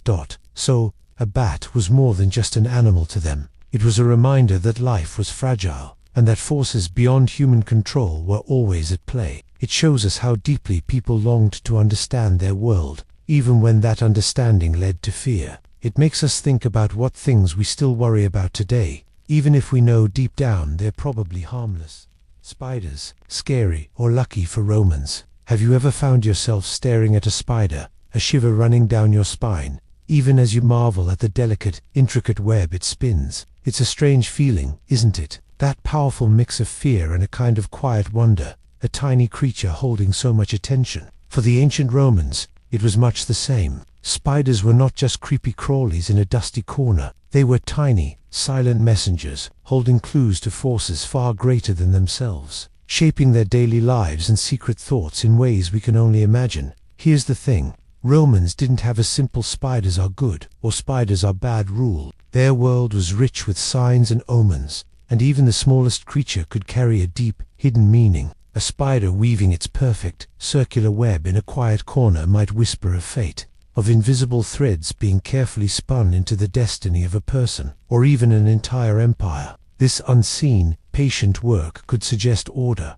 the slow, inevitable unfolding of events that none could truly stop. It felt like watching a master artist at work, creating something incredibly beautiful and complex out of seemingly nothing, a silent, determined builder. But then, a sudden bite, a quick, darting movement, and that wonder could swiftly turn to primal fear, a sharp reminder of hidden dangers lurking in the shadows. It's a bit like seeing a perfectly still, deep lake at dawn. It looks calm, beautifully reflecting the sky, and inviting on the surface, holding ancient secrets. But below, you know there's an unknown depth, perhaps creatures you can't see, a different kind of power swirling beneath. Spiders were like that for Romans, small, but with a profound presence that touched on something ancient and deeply human within them. They represented nature's delicate balance, its incredible artistry, and its raw, untamed danger, all at once. They reminded people that even in the most familiar spaces, the world held secrets, mysteries, and a quiet power that could both enchant and unnerve us. And sometimes,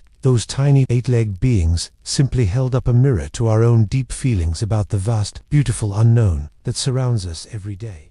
Bees swarming, a sweet omen, usually. Have you ever really watched a bee, not just buzz past, but truly observe it, tiny and busy? There's something ancient about them. For the Romans, bees were more than just honeymakers. They were messengers, and a whole swarm moving was a big deal.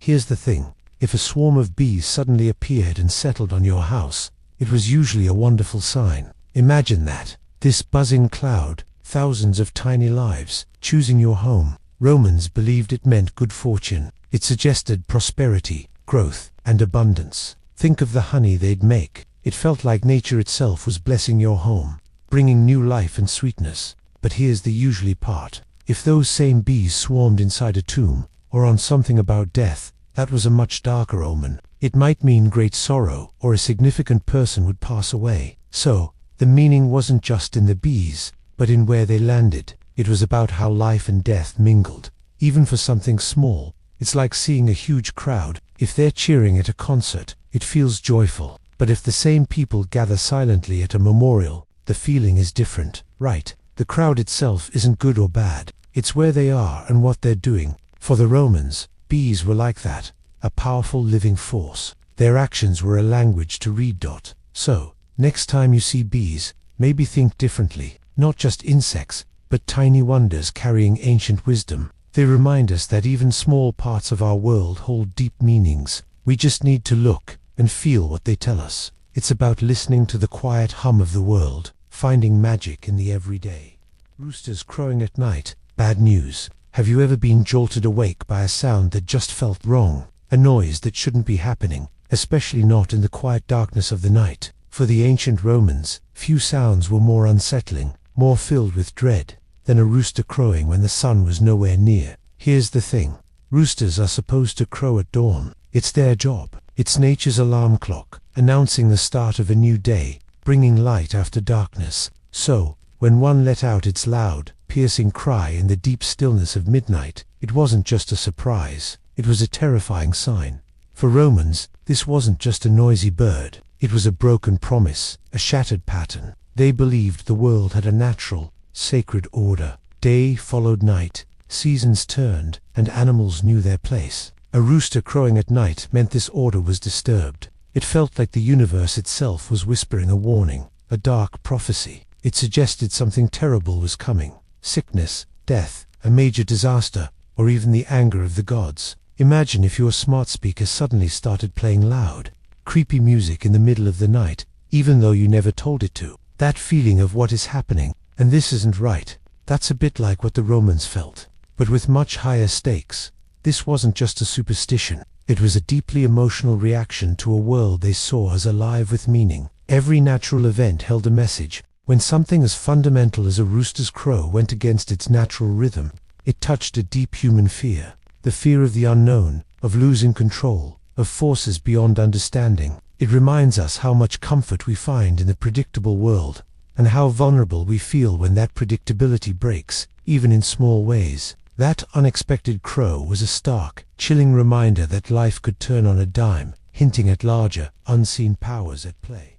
Dream interpreters, Roman psychic readers. Have you ever woken up from a really vivid dream and wondered what it meant? Like, did that crazy adventure or strange warning actually tell you something important? The ancient Romans felt that way too, even more so. For them, dreams weren't just random brain activity. They were often seen as direct messages from the gods, or even from the spirits of ancestors. Here's the thing. If a god was sending you a message in your sleep, you really wanted to know what it was. So, the Romans had people called dream interpreters. These were like their psychic readers for the night world. If you had a dream that felt important, maybe it was scary or just stuck with you, you'd go to one of these experts. They would listen to your dream carefully, trying to figure out what it meant for your life, your future, or even for Rome itself. Think about it this way. Sometimes when you're stressed about a test, you might dream about forgetting your locker combination or showing up late. Your brain is processing worries, right? For Romans, that kind of dream wasn't just stress. It could be a warning, a god telling you to study harder, or that something bad was coming. It was a way to feel like they had some control, some insight into an uncertain world. Back then, science didn't explain much. So, these dream interpreters provided comfort, direction, and sometimes a little bit of fear. It makes you think about how we still search for meaning today, looking for signs or trying to understand our feelings. Maybe those Roman dream interpreters weren't so different from us, just trying to make sense of the mysterious stories our minds tell us when we sleep. They remind us that wanting to know what comes next and trying to find meaning in the unseen is a deeply human thing, a quiet hope that has always lived in us. Wearing a knot, tying up your luck. Have you ever had a lucky charm? Maybe a necklace you always wear, or a special friendship bracelet. It's natural, isn't it, to feel connected to objects, hoping they hold a bit of luck or good memories. The ancient Romans did something similar, but with knots. For them, a simple knot wasn't just for fastening. It was far more. They believed a knot could literally tie up luck, securing good fortune. It could also bind away bad energy or sickness. Imagine that, a small twist of string holding such invisible power. People often wore these knots on their clothes, in their hair, or as jewelry. It was a constant, quiet reminder. If you wanted protection from illness, you might wear a knot, feeling it ward off unseen dangers. If you wished for love, a knot might be tied with that intention, hoping to secure affection. It's a little like tying a string around your finger to remember something. The string doesn't hold the memory, but it's a visible cue. It's a physical symbol that brings the thought back. For the Romans, their knots were more than reminders. They were active protectors, silent anchors of hope. Disbelief shows a deep human need. We all want to feel safe, to have good things happen, to feel some control. In a world full of unknowns, these knots offered comfort and hope. They were a way to carry certainty, tied against life's worries, and that's why it matters. The Romans, through simple knots, reached for something timeless, the desire to make our own luck, and to hold on to it. Touching a hunchback for good fortune. Have you ever wished for a little extra luck? Maybe before a big test or a game. The ancient Romans, like us, wanted good fortune. Their ways of finding it could be surprising. One of the strangest beliefs was that touching a person with a hunchback would bring you good luck. Imagine being in a busy Roman marketplace. Someone might see a person whose back was curved, maybe from something they didn't understand, and instead of feeling pity, they might feel a spark of hope. People believed these individuals held a special power, almost like a natural charm. Their unusual form wasn't seen as a misfortune for them. Instead, it was a sign of something different, something strong, that could transfer good luck to you. It was a way to feel they could grab a piece of fortune, to influence their own fate. This idea might seem strange now, but think about how we still have our own lucky things. Maybe you have a lucky shirt you wear, or you knock on wood for good measure. It's that same desire to feel like we have control over what happens next. When life feels uncertain, we look for signs, ways to tip the scales in our favor. It's like a scientist looking for patterns in data, hoping to predict an outcome. We want to believe there's a secret key to success. And for the Romans, sometimes that key was just a touch dot. So, while it's easy to look back and wonder at their beliefs, this superstition shows us something important about people. It tells us that for centuries, humans yearned for a way to make life a little kinder, a little more predictable. It reminds us of our shared human need for hope, and the simple ways we try to find it, even in unexpected places. If a pregnant woman saw a mouse ...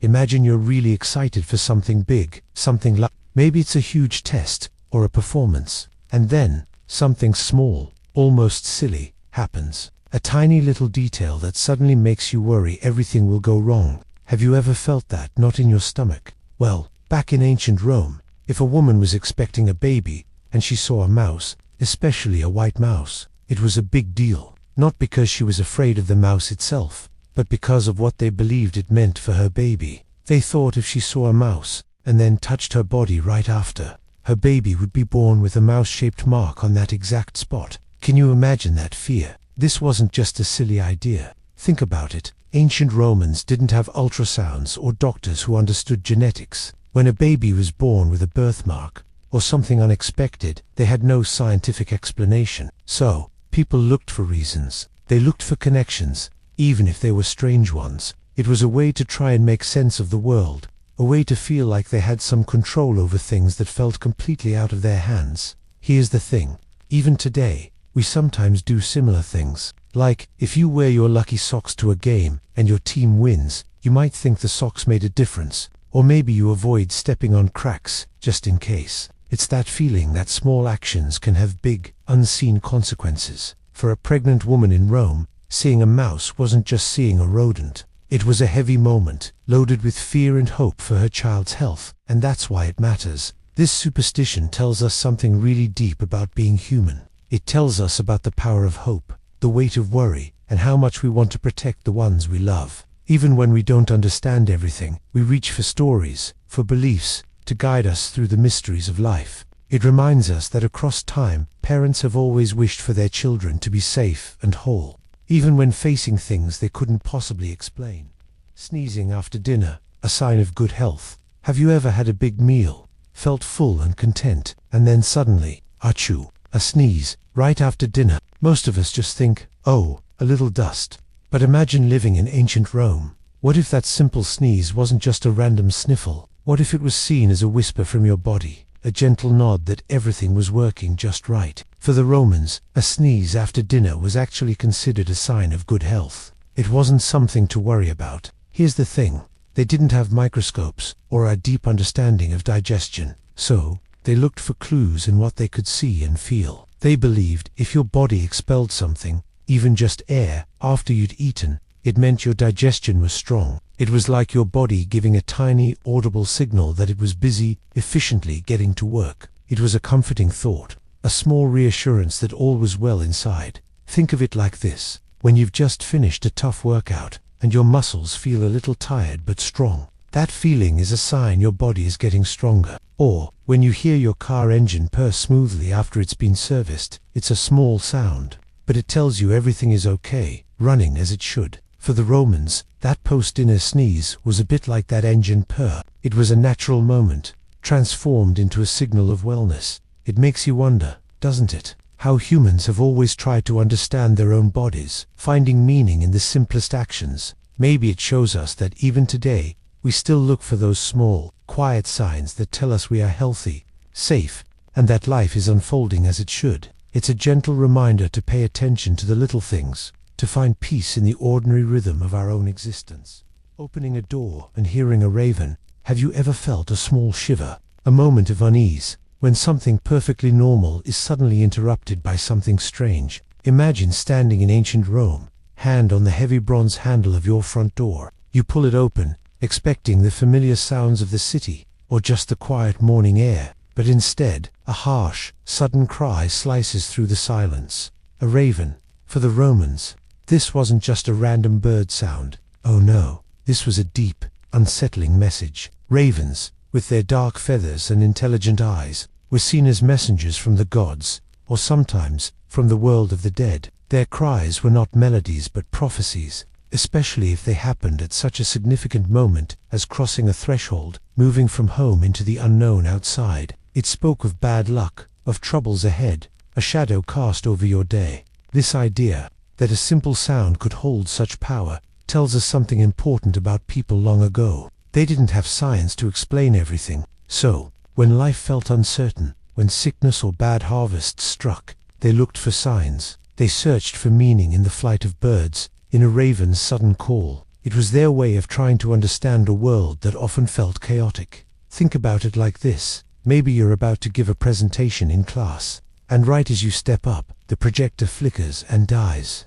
You might feel a little jolt, a fleeting thought that maybe it's a sign that the presentation is doomed. Of course, you know it's just technology, but for a second, a tiny part of you wonders if it means something more, if it's a sign of a bad day. And that's why this old Roman belief matters. It's not about the raven itself, it's about the human heart, always looking for anchors in a swirling sea of unknowns. It's about our quiet hopes and fears, echoing through time, asking us to ponder what truly guides our steps when we open a door to a new day. Don't look back after leaving the house. Have you ever left your house, then felt a strange tug, like something pulling you to look back for a second? Maybe you wondered if you forgot your keys or left the lights on. For the ancient Romans, that feeling wasn't just a minor worry, it was a serious warning. They truly believed that once you stepped out your door, you absolutely could not look back, not even a quick peek. Here's the thing about this belief. The Romans thought that looking back invited bad luck to follow you. It was like leaving a door open for any lingering evil spirits or bad luck from your home to tag along. Or maybe it was seen as doubting your journey, showing the gods you weren't fully committed to leaving your home's protection.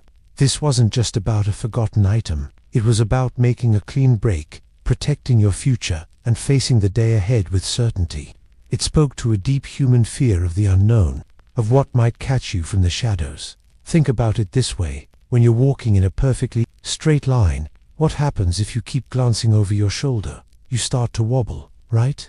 You might even lose your balance or bump into something. Or imagine you've just finished a really big, tough test. If you keep replaying questions in your head, wondering if you messed up, it can ruin your mood for the rest of the day. You're no longer focused on what's next. That backward glance can break your focus and pull you back into old worries or uncertainties. So, for the Romans, this simple act of not looking back was a powerful, silent promise. It was their way of saying, I am moving forward. It was a quiet prayer for a fresh start, a hopeful step into whatever the day held. They wanted to leave behind any shadows of the past. It reminds us that sometimes the bravest thing we can do is simply keep our eyes ahead. We trust in the path we've chosen and let go of what we've left behind. The way you enter a temple really mattered. Have you ever felt that hush, that quiet sense of importance when you step into a really special place? Maybe it's a grand library, or a place of worship, or even just a stage right before a big performance. You feel like how you enter, how you carry yourself, somehow matters. For the ancient Romans, this feeling was deeply woven into their lives, especially when it came to their temples. It wasn't just about walking through a doorway. It was a moment charged with meaning, a delicate dance between human intention and divine favor. Here's the thing. They believed that the way you entered a god's temple could actually decide if your prayers would be heard, or if bad luck would follow you home. It was like setting the stage for everything that would happen inside. You had to step in with your right foot first, always the right foot, and you couldn't just wander in casually. No, you moved with purpose, with a sense of quiet respect. Imagine going to a really big sports game, or maybe even a school play you've worked hard on. You don't just rush onto the field or stage any old way. You might have a little routine, a specific way you take that first step, to get yourself focused, to feel ready. You want everything to go right, don't you? You want to feel prepared, in control of what you can control, hoping for the best outcome. That's a bit like how the Romans felt, but on a spiritual level. They were trying to show the gods they were serious, that they respected the power of the divine. It was their way of saying, I am here, I am ready, and I honor you. It teaches us something about the human heart, doesn't it? This deep, almost quiet hope that our actions, even the small ones, can shape our destiny, or at least open a path to something greater than ourselves. Spilling wine, a party foul, or a warning. Imagine a quiet evening, laughter echoing, and then, a sudden bump. A glass tips, and red wine spreads across the polished floor like a dark, creeping stain. Today, we'd sigh, maybe grab a paper towel, and laugh it off as a simple, clumsy moment. But for an ancient Roman, that wasn't just a mess. Oh no, it was much more. It was a shiver down the spine, a moment where the festive mood froze, replaced by a sudden cold dread. For them, spilled wine wasn't just a party foul, it was a serious warning, a whispered message from the unseen world. Here's the thing, wine in Roman times wasn't just a drink, it was a powerful symbol. People poured it out as offerings to the gods, hoping for blessings or to say thank you. It was part of sacred rituals. So, when wine spilled by accident, it was like a direct insult to the gods. Or, worse, it was a sign the gods were already angry, sending a message of coming misfortune. They felt it deeply, this sense of imbalance. That little red puddle meant something bad was probably on its way. Maybe sickness, maybe a failed harvest, maybe even death. It was a heavy weight to carry in their minds. Think about it this way. Have you ever woken up late, then spilled your juice, and then missed the bus? You might think, ugh, this is going to be a bad day.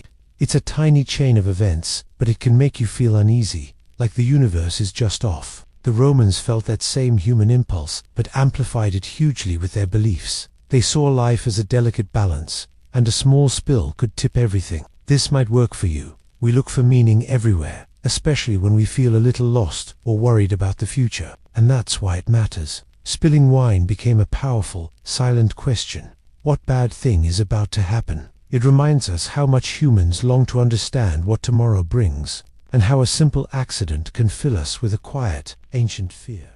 Dropping food, feed the spirits. Have you ever accidentally dropped a piece of food on the floor? That immediate ugh feeling, right? We usually just pick it up, maybe wipe it off if we're quick, or toss it if it's too far gone. But imagine, for ancient Romans, that dropped crumb or fallen olive wasn't just a clumsy moment. Here's the thing, it was a message, an offering, meant for the spirits living in your home. Think about it. In their world, spirits were everywhere. They believed in tiny, unseen guardians, called Lares and Penates, who protected the family and the pantry. They also honored their ancestors, who were thought to watch over them. So, when food slipped from your fingers, it wasn't a waste in their eyes.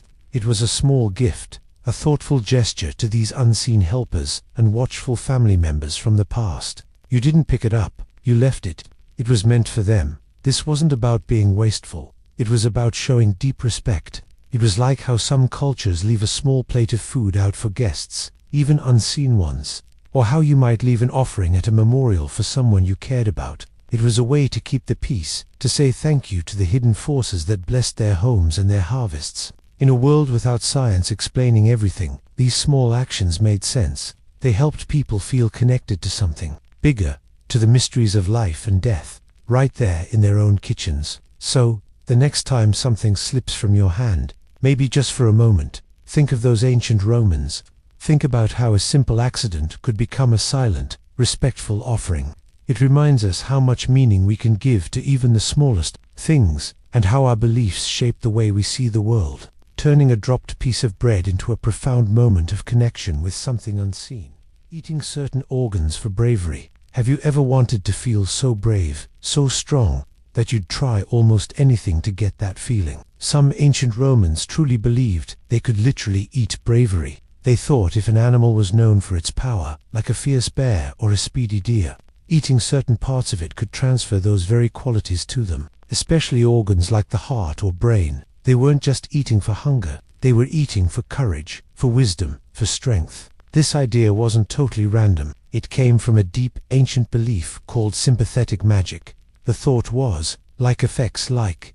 If you consumed something brave, you would become brave. For a Roman soldier facing a terrifying battle, or someone needing courage in daily life, this wasn't silly. It was a serious, hopeful attempt to get an edge, to literally ingest the qualities they desperately needed. Think about it like this. Maybe you wear a special pair of socks for a big sports game, or you listen to a specific song that pumps you up before a tough challenge. You know, deep down, the socks don't make you play better, and the song isn't magic, but the belief, the ritual, can make you feel more ready, more confident. The Romans took that feeling and connected it to the actual physical parts of animals, believing that a lion's heart would make their heart fearless. It makes you wonder, doesn't it? How powerful is our mind, and how much does our own belief shape who we are? Maybe the true bravery wasn't actually in the food they ate, but in the pure, powerful desire to be brave. The raw hope that drove them to try such a thing. It's a quiet reminder that people have always searched for ways to find courage, sometimes in the most unexpected places. Hair from a horse's tail, magical stuff. Have you ever looked at something ordinary, like a strand of hair, and wondered if it could hold a secret power? The ancient Romans did. They lived in a world filled with mystery, and they often saw magic in places we might just glance over today. For them, the hair from a horse's tail wasn't just, well, hair. It was something special, something strong. Think about a horse, its incredible speed, its raw power, its untamed spirit. The Romans believed that some of that life force, that potent energy, lived on in the horse's tail hair. They imagined this hair could be used for all sorts of things, like protective charms. Maybe it could ward off evil, or bring good luck. It was like carrying a little piece of that wild strength with you. In a time when so much was unknown and dangerous, people searched for anything that offered a sense of control, a tiny shield against fate. Here's the thing, it's kind of like how some of us have a lucky coin, or a favorite shirt we wear for a big test. We know, logically, that the coin itself doesn't have actual luck built into it, but we feel like it does. We attach meaning and hope to it. That lucky charm isn't magic because it is magic. It's magic because we believe in what it represents. We pour our hopes into it, and for a moment, it feels real. So, when the Romans held that horsehair, they weren't just holding strands of keratin. They were holding belief. They were holding courage. They were holding a small piece of their hope for protection in a vast, sometimes scary world. It reminds us that often, the most powerful magic isn't found in a spell, but in the human heart's deep need to feel safe, to feel connected, and to believe in something beyond what we can see.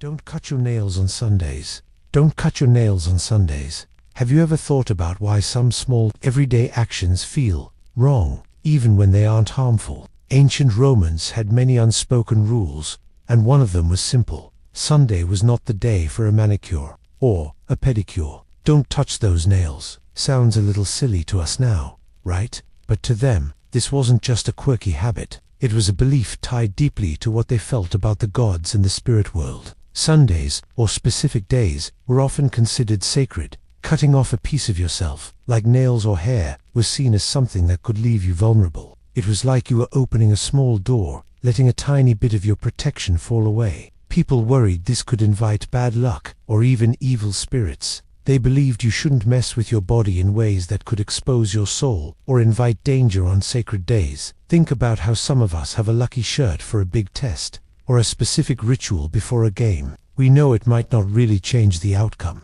but there's a part of us that feels safer, more prepared, if we follow that routine. It's about feeling in control, even when things are unpredictable. The Romans felt something similar. This wasn't about germs, it was about cosmic safety. Maybe it was also a simple way to make sure people took a break from everyday tasks, even small ones, on a day meant for rest and reverence. So, this old superstition isn't truly about nails. It's about how humans try to make sense of a world they don't fully understand. It's about a deep, quiet yearning for order and protection, even in the smallest parts of our lives. It shows us that fear and hope have always walked hand in hand, shaping our daily routines in ways we might never expect. And sometimes, those small, strange rules tell us the most about what people truly cared about. Why Romans believed in ghosts. Have you ever felt a chill in an empty room, or heard a strange creak when no one else was home? It's a feeling that makes you wonder, right? The ancient Romans knew that feeling well, maybe even more than we do. For them, ghosts weren't just spooky stories. They were a very real part of life, a constant whisper from the other side. Imagine living in a world without science as we know it, without explanations for so many things. When someone died, their spirit, their very essence, was thought to separate from the body, but where did it go? The Romans believed some spirits couldn't find peace. Maybe they died too suddenly, or left important tasks undone, or their graves weren't properly cared for. These restless souls, called remedies or larvae, could wander the earth, often returning to places they knew. Here's the thing, think about a time you've lost someone important, that ache in your chest, that sense of their presence even when they're gone. It's a powerful feeling. For the Romans, that feeling could easily turn into a belief that the loved one was still nearby, not just in memory, but in spirit. It was a way to cope with loss, to feel connected, and to understand the mysteries of death. They had festivals for these spirits, to calm them, to show respect. It wasn't about being scared all the time, but about understanding that life and death were woven together. So, when they saw a shadow move, or heard a sound, it wasn't always fear. Sometimes, it was just the quiet recognition that the veil between worlds felt thin, and that the ones we lose might never truly leave us. It's a deep, human connection across time.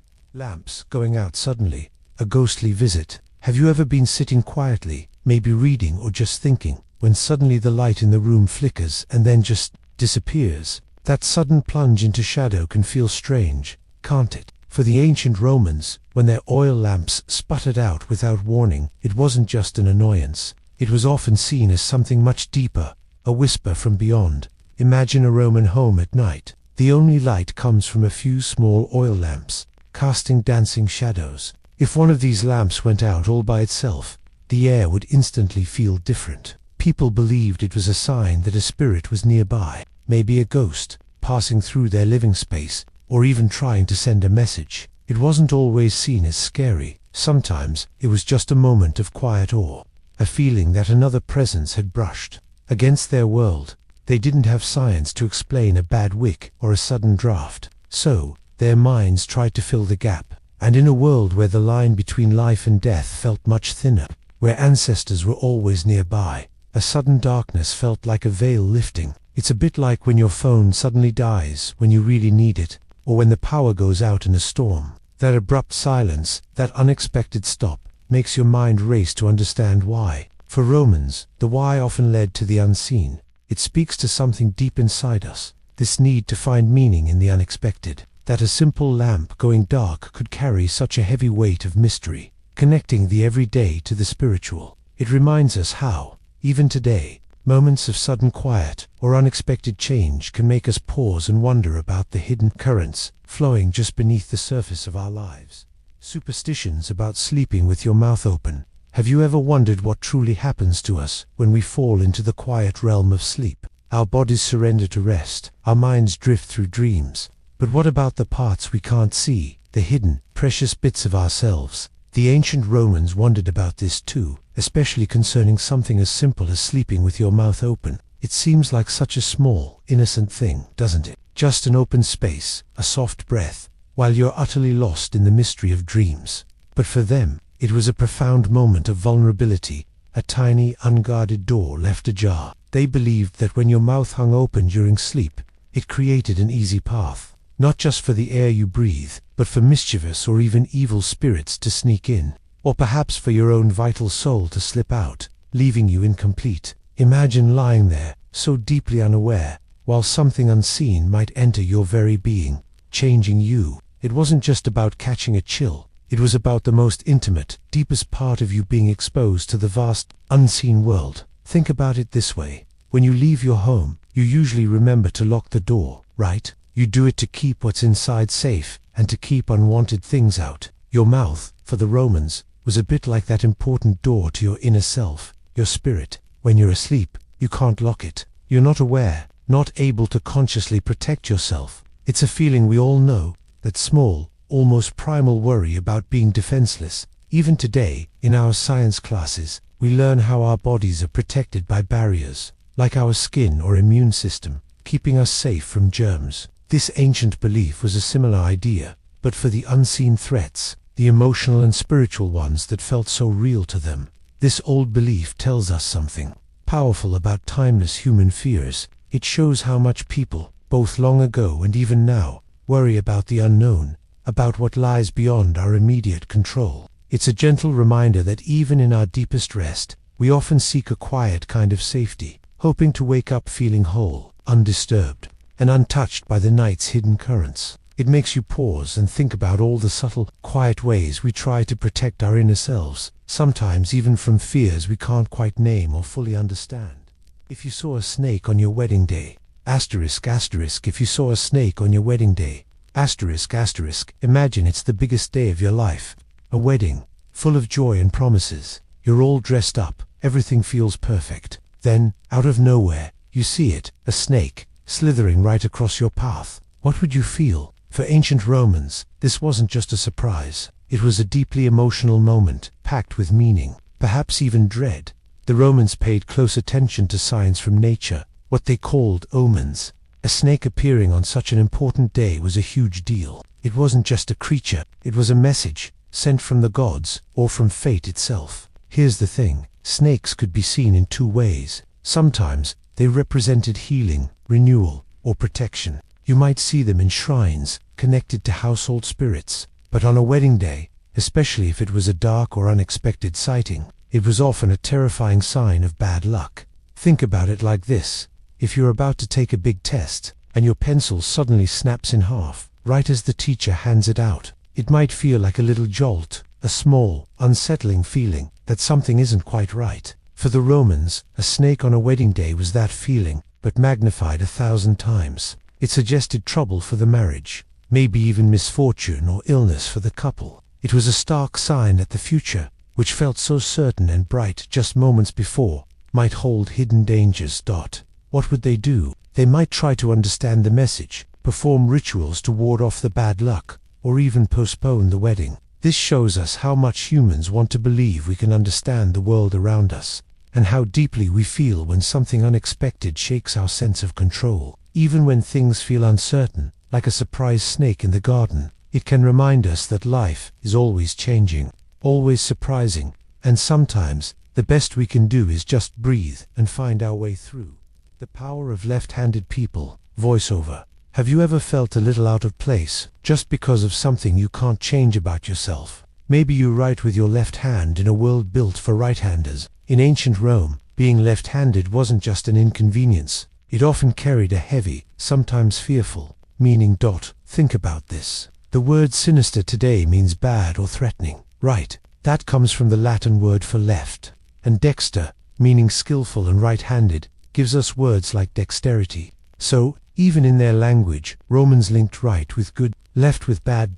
This wasn't just a casual thought. Roman priests, called augurs, predicted the future by watching birds. If a bird appeared on the left, it was a bad sign, a warning. But if it appeared on the right, that was a good omen, a promise of success. This belief shaped daily life. People avoided starting journeys with their left foot, or worried if something left-sided happened. It's like today, when some throw spilled salt over their left shoulder for luck, a tiny echo of those old Roman fears. Imagine if your natural way of doing things was constantly seen as wrong or unlucky. How would that feel? It's not so different from when someone judges you based on a first impression, or a silly rumor, instead of getting to know the real you. Your hands, the color of your hair, how tall you are. These things don't define your worth or your ability. So, looking back at these Roman beliefs, it's not about laughing. It's about seeing how easily we misunderstand things that are simply different. True power doesn't come from which hand you use, or which side of the path an animal crosses. It comes from within, from your own strength and kindness, no matter what others believed centuries ago. And that's a power everyone holds, in both hands.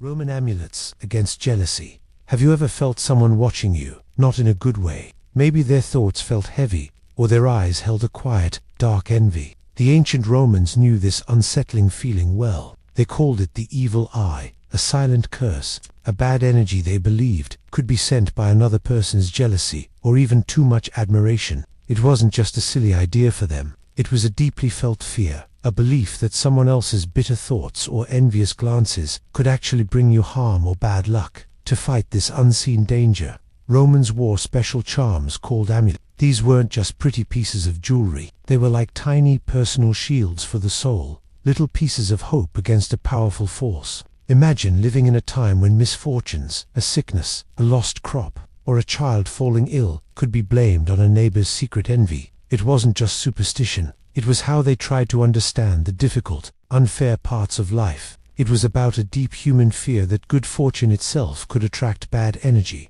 It's a sad thought, isn't it? That someone else's bitterness could feel like a real threat, something you needed protection from. So, these amulets, made from different materials like metal or stone, were a way to feel safe, to carry a small piece of courage against the world's shadowed glances. Think about when you share good news, like getting a great grade or winning something, and maybe someone reacts in a way that just feels off, like they're not truly happy for you, or they wish it were them instead. It's that tiny whisper of worry that someone might resent your happiness. A Roman amulet was like a quiet force field against that feeling, a way to push away those negative vibes, and that's why it matters.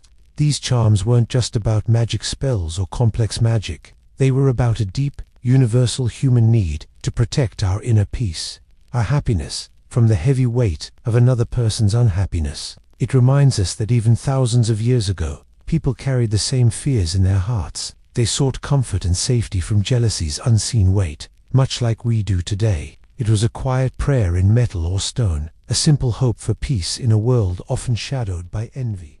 Why did Romans fear the number 3? Have you ever noticed how some numbers just feel different, like lucky 7 or even 4, which feels solid? But what about the number 3? For the ancient Romans, 3 wasn't just a number on a page. It was a shiver down the spine, a whisper of something unsettled. It held a strange, powerful energy, often associated with things they wished to avoid. Here's the thing, while we might say 3 times the charm, Romans often felt the opposite. They saw 3 as a number of endings, of finality, and sometimes of misfortune. Think about it like this: if you have 2 friends, that's a pair, a balance. But add a 3rd, and suddenly it can feel like a crowd, or someone might be left out. That feeling of slight imbalance, that's a bit like how the Romans saw the number 3 in their world. Many important things came in 2s, 4s, or even numbers. Odd numbers, especially 3, could throw things off. It was connected to the gods of the underworld, to magic, and to rituals that dealt with death. If someone was sick, they might fear the 3rd day or 3rd hour. It was a critical point, a moment when things could turn for the worse. They might repeat spells 3 times to ward off evil. But that was using its power against itself, not embracing it. It wasn't a number they felt comfortable with in everyday life, unless it was for a very specific, often intense, purpose. So why such a deep emotional connection to a number? Maybe it's because humans, deep down, want order. We look for patterns to make sense of a world that often feels random. And for the Romans, 3 was a break in the pattern, a jolt, a reminder that not everything was perfectly balanced or safe. It teaches us that even simple numbers can hold so much meaning, carrying the hopes and fears of an entire civilization, reflecting their quiet anxieties about life, death, and the mysterious forces around them. It's a reminder of how we all try to find meaning, even in the smallest things. Superstitions around newborn babies. Have you ever thought about how incredibly delicate a new life is? Imagine a tiny baby, just arrived in the world, so helpless and new. For ancient Romans, this was a time of both immense joy and deep worry. They believed newborn babies were incredibly vulnerable, not just to sickness, but also to mysterious, unseen dangers. They thought evil spirits and bad luck were just waiting to cause harm, and that's why they created these superstitions. These weren't just silly ideas, they were serious attempts to protect their children, to wrap them in an invisible shield. Here's the thing. In a time when doctors couldn't do much, and many babies didn't survive, parents felt powerless. They loved their babies fiercely, and they needed something to cling to. So, they would light lamps to scare away spirits, or hang protective charms above the crib. These acts brought them comfort, a feeling of control in a world that often felt out of control. It's a bit like when you have a big test coming up, and you wear your lucky shirt. You know the shirt doesn't actually help you remember answers, but wearing it makes you feel a little calmer, a little more confident. It's a psychological thing. For Roman parents, these rituals were their lucky shirts for their babies. They wanted to ward off bad luck and wish for a long, healthy life. So, when we look at these old customs, we see more than just strange beliefs. We see the timeless, universal human heart. We see parents, just like ours, filled with love and hope, doing everything they could to keep their little ones safe. It reminds us that, no matter the era, the love for a child is a powerful, protective force, reaching out for any comfort it can find. Cutting your hair in a special way. Think about your hair for a moment. It's just strands, right? But what if, how and when you cut it, could actually change your luck, your health, or even your whole future? For the ancient Romans, this wasn't just a fun thought experiment. It was a serious belief. They thought cutting your hair wasn't just about looking good. It was a powerful act, full of meaning. Here's the thing. Romans believed that your hair was deeply connected to your life force and your destiny. So, messing with it wasn't a casual decision. They had special days considered lucky for a haircut, and other days that were definitely unlucky. Imagine avoiding a haircut on certain days because you truly believed it could make you sick or bring bad fortune. It wasn't just about fashion for them. It was about interacting with forces bigger than themselves. They felt that by choosing the right moment, they could actually guide their own fate, making sure good things happened and bad things stayed far away. It's a lot like how some people today might have a lucky shirt for a test, or a certain routine before a big game. You feel like doing these things gives you a tiny bit of extra control, or maybe just some confidence. For Romans, cutting their hair on a good day felt the same way, but with a deeper, almost magical belief behind it. They were trying to reach out and touch their destiny, making sure their life story had a happy ending, or at least avoided a bad chapter. And that's why it matters. This old superstition shows us something really human. We all want to feel like we have some say in what happens to us. Even in simple things, we search for meaning, hoping to steer our lives towards sunshine and away from shadows. It's a quiet wish for a good life, reflected even in how we trim our hair. The power of blood. Roman beliefs. Have you ever thought about what blood truly means? We know it keeps us alive, a simple medical fact. But for ancient Romans, blood was far more. It held a deep, mysterious power, linking life and death in profound ways. They saw it as the very essence of existence, a powerful life force that connected them to unseen forces. When blood spilled, whether in solemn sacrifice or gladiatorial combat, it wasn't just a physical event. It was a moment charged with intense spiritual energy. Romans believed this vital fluid could nourish the earth, calm angry deities, or honor the spirits of ancestors. Imagine a tree needing water to thrive. Romans viewed blood similarly, but for the spiritual realm. It was a raw, direct offering, a primal language spoken to gods and the honored dead. It's a powerful idea, isn't it? That something so basic to our survival could also be a bridge between worlds. Think about how we feel when someone donates blood today. There's a quiet sense of heroism, of giving life. It's not magic, but it connects to that ancient feeling that blood carries a powerful essence, a shared humanity. For Romans, this feeling was even more direct, woven into their daily fears and faith. So, as we explore their strange beliefs, remember this deep reverence for blood. It wasn't just a gruesome sight. It was a profound symbol, reminding us how simple elements become powerful when tied to a people's deepest understanding of life, death, and what comes next. It's a quiet look into the human heart, always searching for meaning in the most essential parts of our world. Wearing old clothes for good luck. Have you ever had a favorite t-shirt? One that's really soft and comfortable, maybe a little worn out, but you just can't bring yourself to throw it away. It feels special, doesn't it? Well, the ancient Romans understood that feeling deeply. But for them, it was more than just comfort. It was about luck. They believed that old clothes, particularly ones that had seen many important moments, like a soldier's uniform worn through a victorious battle, or a senator's robe present during a crucial speech, actually soaked up good fortune. It was like these garments became silent witnesses to success and carried that energy forward. The fabric wasn't just threads. It was a woven history of experiences. So, wearing old clothes wasn't about fashion. It was about connecting with past triumphs, hoping good feelings would rub off. Think about it like this. When you wear that lucky hat to a big game, or put on your comfy, faded jeans before a difficult test, you're not just choosing clothes. You're choosing a feeling of reassurance. It's almost like a psychological effect. Your brain remembers the good things that happened when you wore that item before. It's not magic, really, but it feels like it. When we feel calm and confident, we often perform better, and that's why it matters. For the Romans, this wasn't just a personal habit. It was a shared belief, a way to connect with the past and find favor for the future. It teaches us something simple. Sometimes the things that bring us the most comfort are the ones that have been with us through thick and thin. They are silent friends, holding stories, offering a quiet kind of strength when we need it most. And that's a beautiful thought, isn't it? That even simple cloth can carry so much meaning.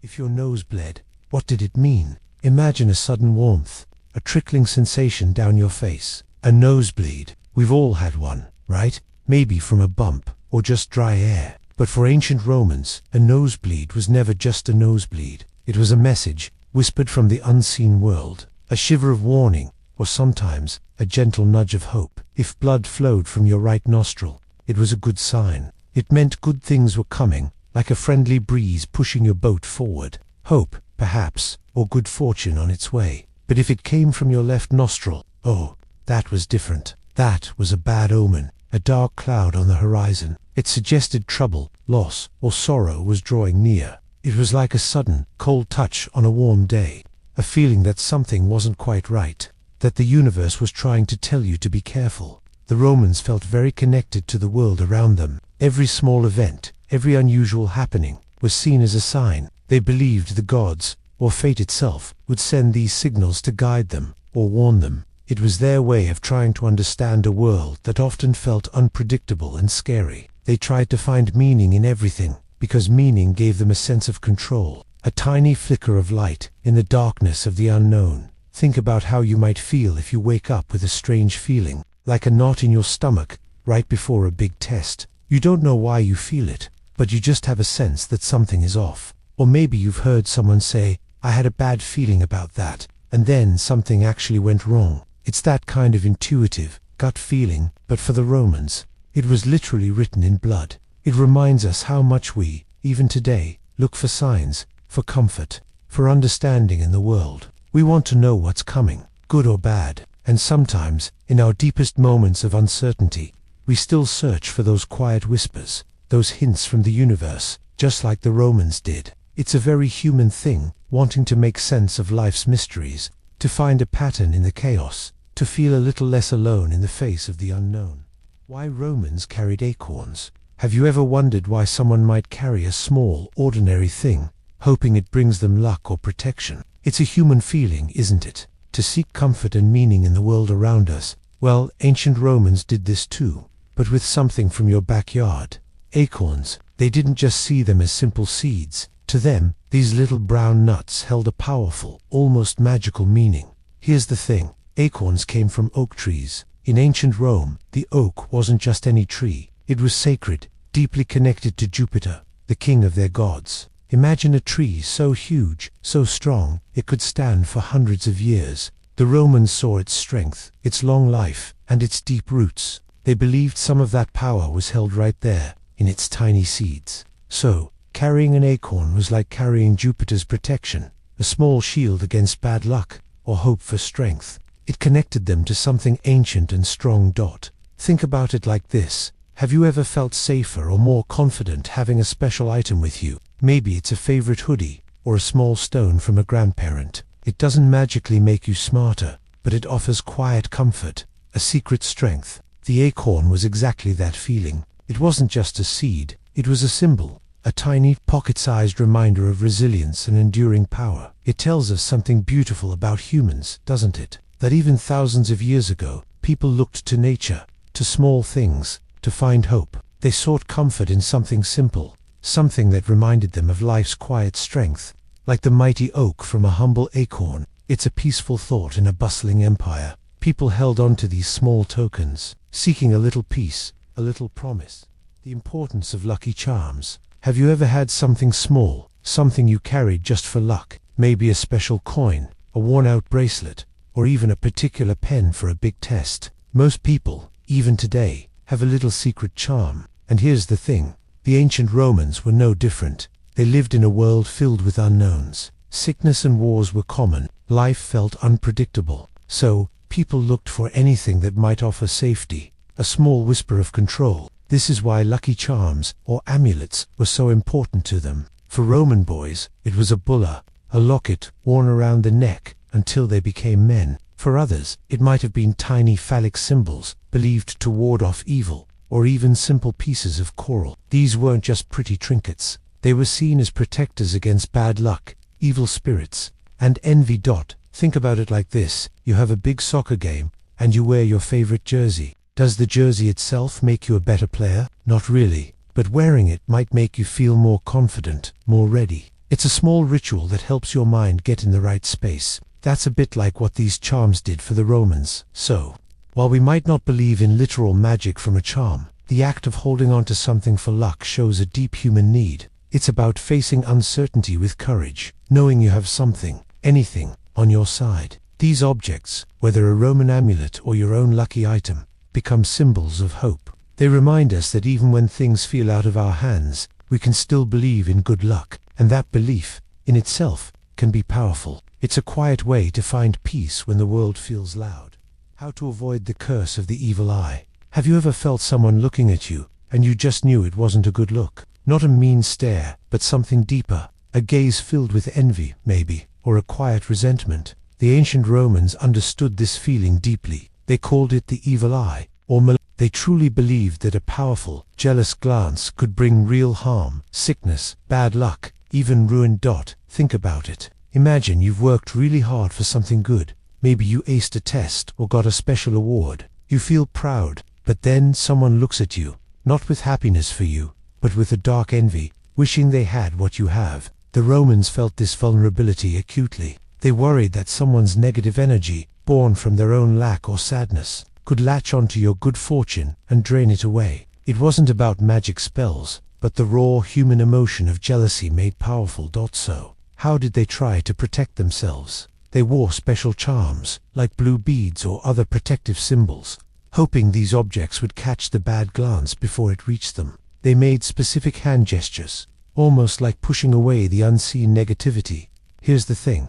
We might not believe in the malocchio today in the same way, but that core human feeling of envy, of feeling exposed to someone else's bitter thoughts, still exists. It's a quiet reminder that while good things happen to us, others might struggle. And maybe the wisdom from those ancient fears isn't about avoiding a literal curse, but about building a quiet strength within ourselves. It's about knowing that we can't control what others think or feel about us, but we can control how we carry our own light. We can choose to stand tall, secure in our own goodness, and let the shadows of others' envy simply pass us by, without dimming our own shine. It's about protecting your peace from the outside world. If a dog peed on your clothes, have you ever had one of those mornings where everything just feels off? Maybe you spilled your juice, or couldn't find your favorite shirt. You feel that tiny flutter of worry, thinking, oh no, is this how my whole day is going to go? For the ancient Romans, a surprisingly serious moment of that feeling could come from an unexpected source, their dog. Imagine, you're getting ready for an important meeting, or maybe just heading to the market. Suddenly, your loyal dog, without warning, pees on your tunic or toga. Today, we'd probably just sigh and grab another outfit. But back then, this wasn't just a messy inconvenience. It was often seen as a bad omen, a whisper from the fates that misfortune was on its way.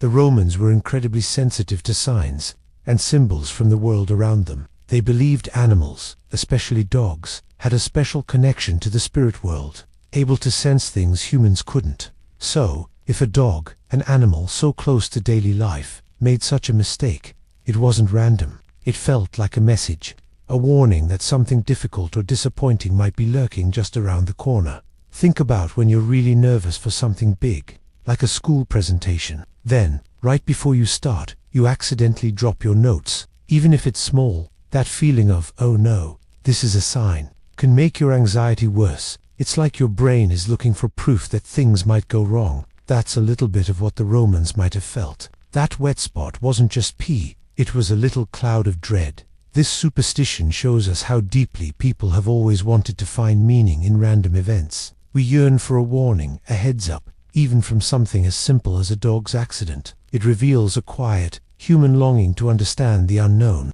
to feel like we can prepare for what tomorrow might bring, good or bad. The superstition of touching a stranger. Have you ever felt a little uncomfortable when someone you don't know gets too close, or accidentally bumps into you? That tiny shiver of surprise, maybe even a quick step back. It's a very human feeling, this need for personal space. But for the ancient Romans, this feeling was much more intense, tied to a deep, invisible fear. Here's the thing, they truly believed that simply touching a stranger could be dangerous. It wasn't just about good manners or personal comfort. They thought bad luck, or even a kind of spiritual impurity, could pass from one person to another, just like a whisper in a crowded room. Imagine believing that a brief brush of hands in the marketplace could infect you with someone else's misfortunes, their illnesses, or their curses. Their bodies, they felt, held unseen energies, and these energies could be transferred. This idea wasn't totally random. Back then, they didn't understand germs or how diseases really spread. So, they created their own explanations for bad things happening. If someone got sick after bumping into a peculiar person,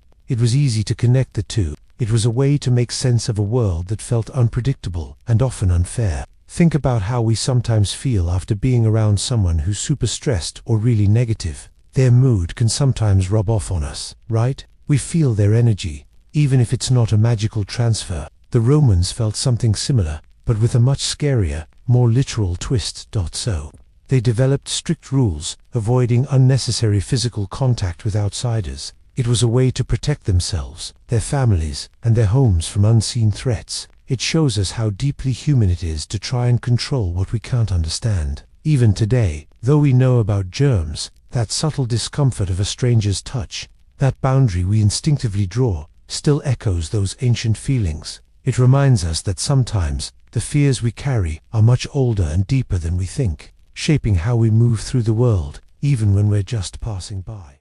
Dreams of teeth falling out. Bad news. Have you ever had a dream where your teeth just fell out? It's a weird feeling, right? That sudden, jarring, empty space. You wake up with a gasp, maybe even checking your mouth to make sure everything is still there. Well, for the ancient Romans, seeing your teeth drop out in a dream wasn't just weird, it was really bad news. They didn't think it meant you just needed to brush more. No, for them, it was a dark sign, a message from the universe. If your teeth fell out in a dream, it often meant someone you loved deeply might be facing sickness, or even death. Imagine waking up from that, your heart pounding. It wasn't just a silly dream to them. It was a serious warning, a glimpse into a difficult future. Think about it. Our teeth are so important. They help us eat, they help us talk, and they're a part of how we smile and show ourselves to the world. Losing them, even in a dream, makes you feel exposed, vulnerable, like a key part of you is suddenly gone. The Romans believed that dreams were often a peek into the future, or hints from the gods. So, if your strong, solid teeth were gone, it felt like a part of your life, or someone else's, was also being taken away.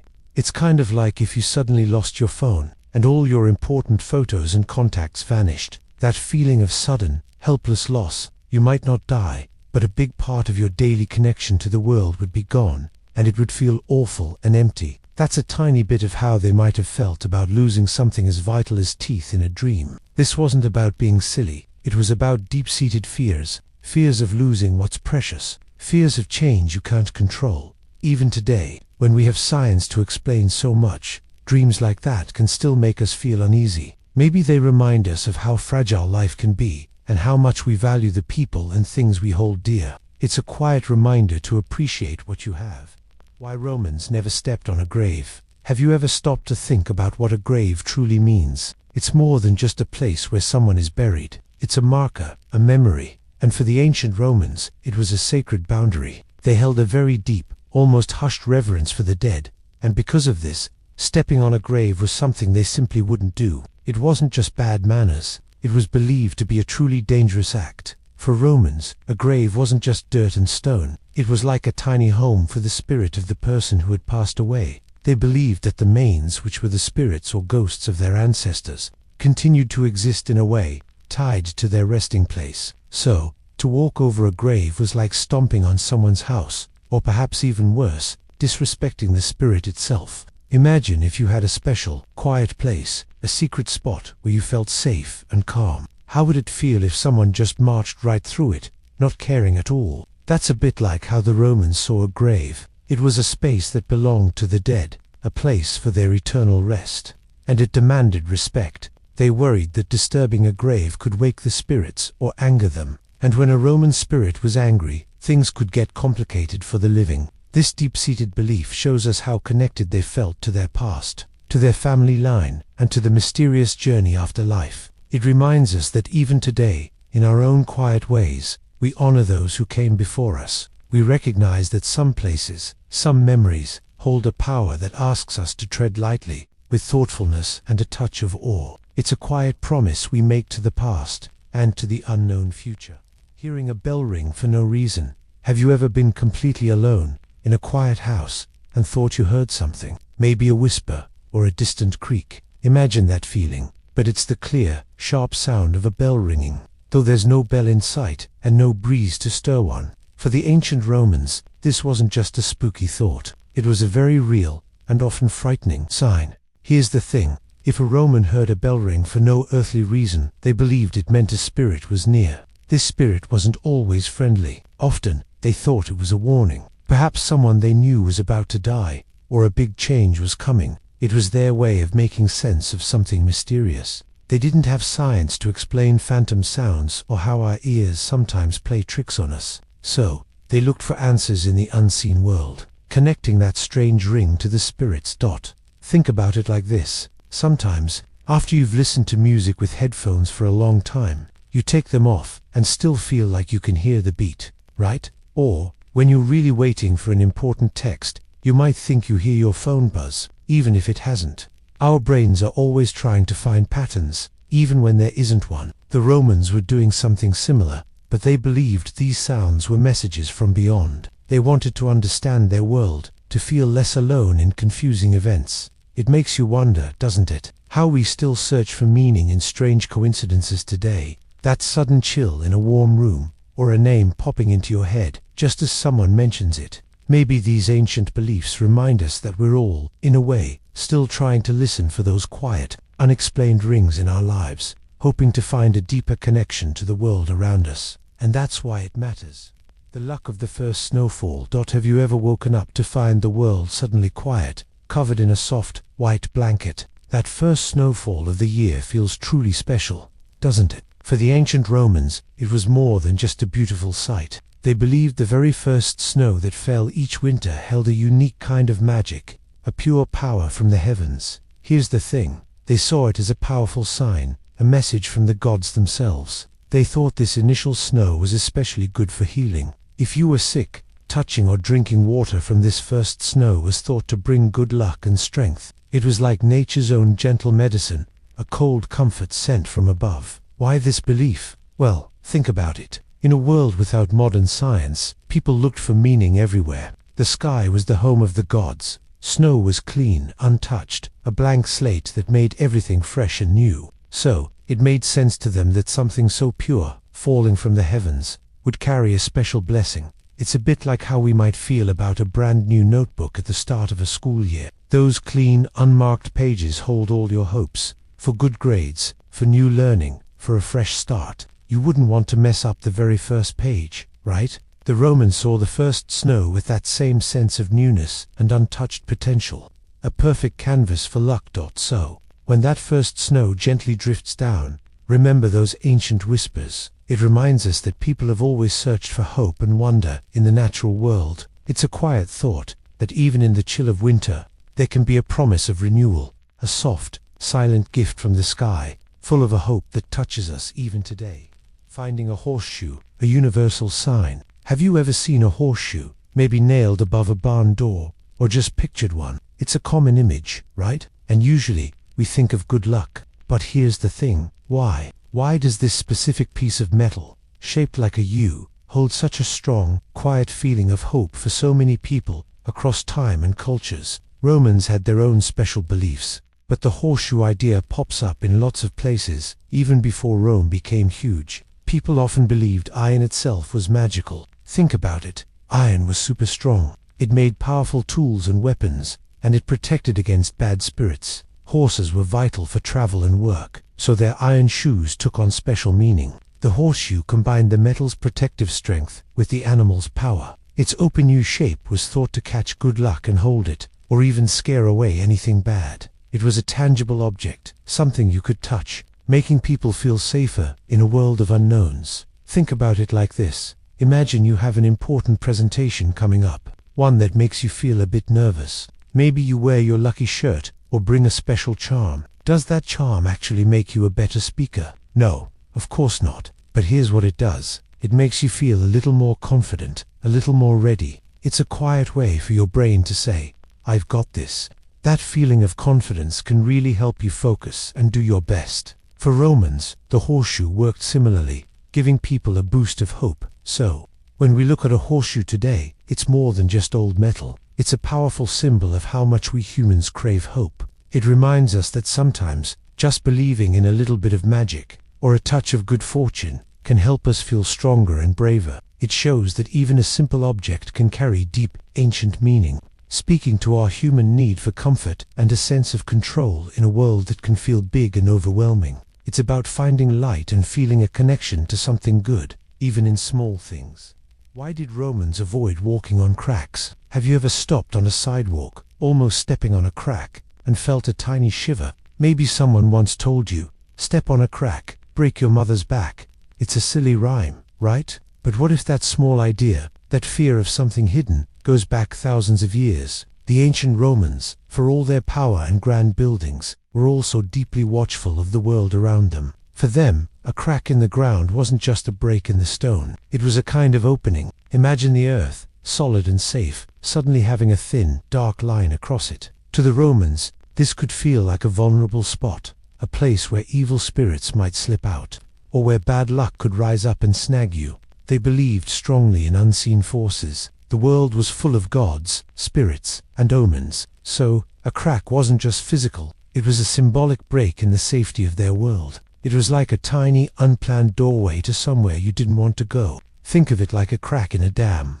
A tiny, harmless-looking line at first, but it hints at a deeper weakness, a place where things could fall apart. You wouldn't want to stand right on that weak spot, would you? You'd instinctually avoid it, just in case. This wasn't about science, but about a deep, human feeling. It was about trying to stay safe in a world they didn't fully understand. It shows how much they wanted order, even in the smallest things. Maybe they felt, just like us, that avoiding those little lines gave them a tiny bit of control, a small comfort against all the big, scary unknowns. It's a quiet reminder that even today, we look for patterns, for reasons, to explain the mysterious edges of life, hoping to walk safely through our own uncertain paths.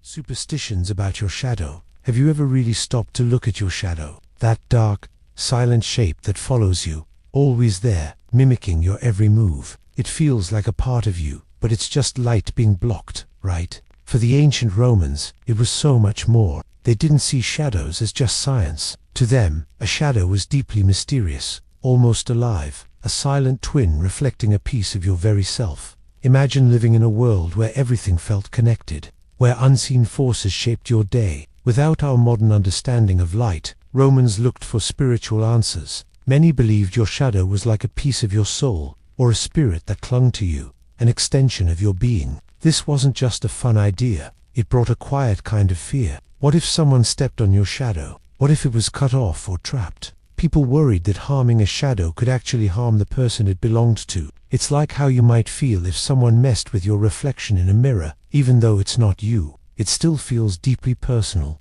almost like an attack on your identity. Think about how careful you'd be then. Romans might avoid walking over graves, fearing their shadow could get tangled with the spirits of the dead. Some even worried about their shadow getting lost in dark places, like deep caves, believing a part of themselves would then be gone forever. This explains why they paid so much attention to something we barely notice today. Here's the thing, these beliefs weren't silly. They show a human need to find meaning in the world, especially in things we can't fully grasp. The shadow was a visible sign of an unseen connection, a reminder of the mysterious, vulnerable part of life. So, the next time your shadow stretches long before you, maybe as the sun sets, let yourself feel a little wonder. It's a quiet echo of ancient thoughts, a reminder of how humans have always searched for what lies just beyond our sight, even in the everyday dark shapes that follow us.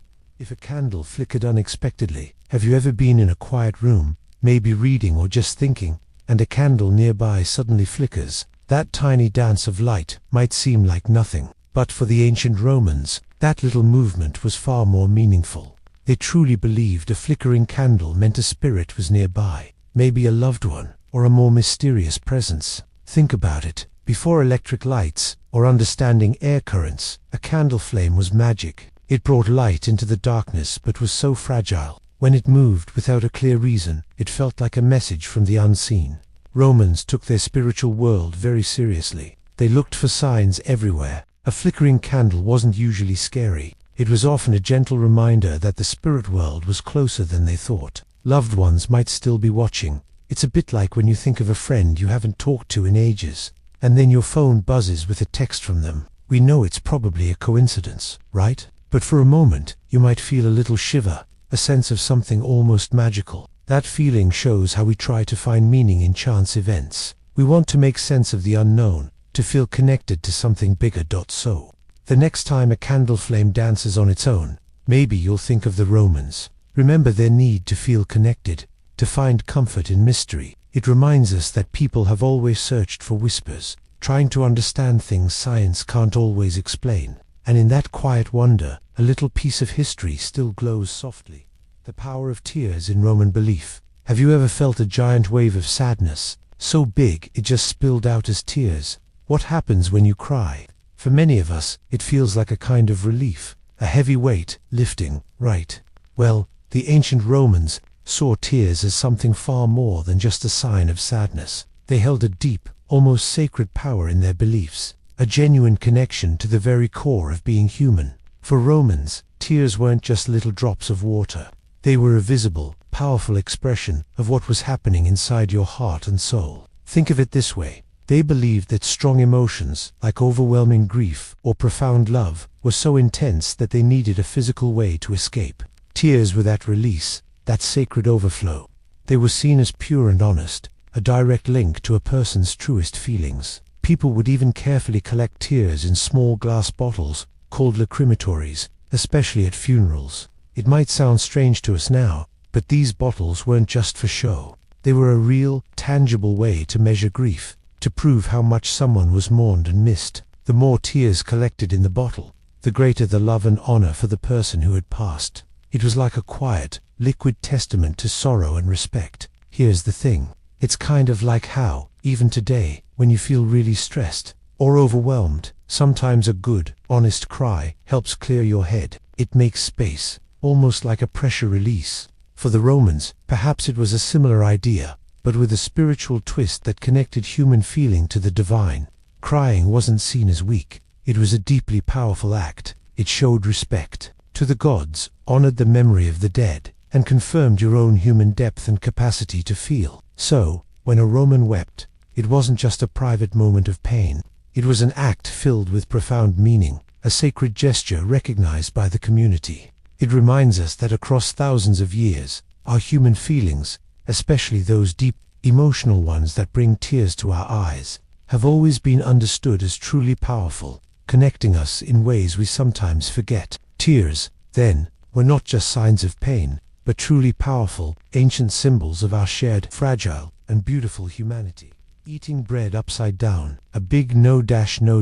Have you ever thought about the simple things we do every day, like eating? What if a small, innocent action, like how your food landed on your plate, could actually cause big problems? Imagine this. You're in ancient Rome, reaching for a piece of fresh warm bread. Maybe you're a bit clumsy, and it lands upside down. For the Romans, that tiny moment, that was a big deal. They truly believed that if you ate bread that had been placed upside down, you were inviting serious bad luck. It sounds strange to us now, but this idea was deeply woven into their daily lives. Here's the thing. Bread was more than just food. It was sacred. It was a gift from the gods, the very essence of life itself. But there was another, darker layer to this superstition. Bakers used to mark the bread meant for public executioners, the people who carried out death sentences, by placing it upside down. It was a silent signal, a way to show respect for the dead, or perhaps to keep evil away from that specific loaf. So, if you, an ordinary person,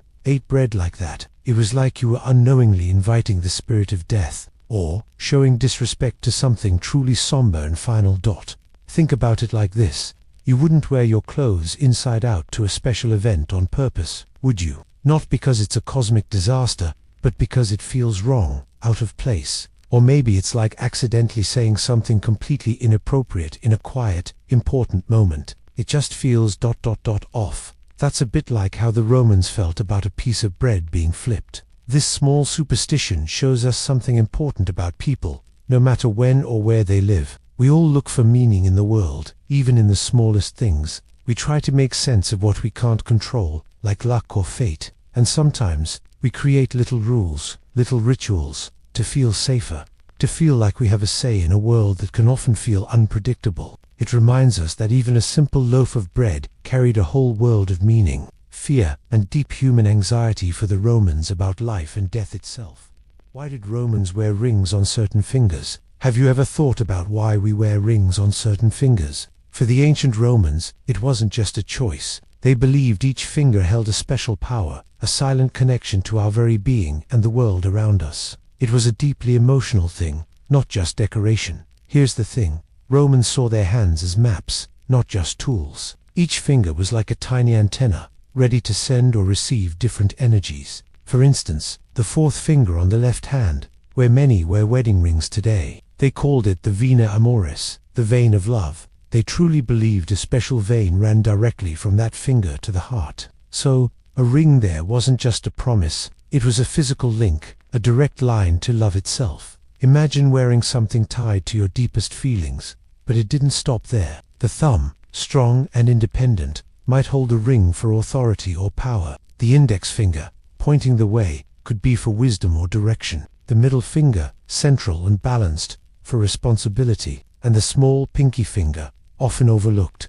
was for communication or intuition. Think of it like this. You know how different parts of your brain control different feelings or skills. Even if you can't see those connections, the Romans felt similarly about their fingers and the energies they could tap into. This was how they understood their world, how they tried to shape their luck, health, and destiny. So, when a Roman slipped a ring onto a finger, it wasn't a casual act. It was a quiet declaration, a hope, a whisper to unseen forces. It was a way to weave their dreams and fears into the metal, a daily reminder of who they were and who they hoped to be. It shows us how deeply people yearn to connect with meaning, even in small ways. It's a beautiful thought, how a simple circle of metal could hold so much unspoken story.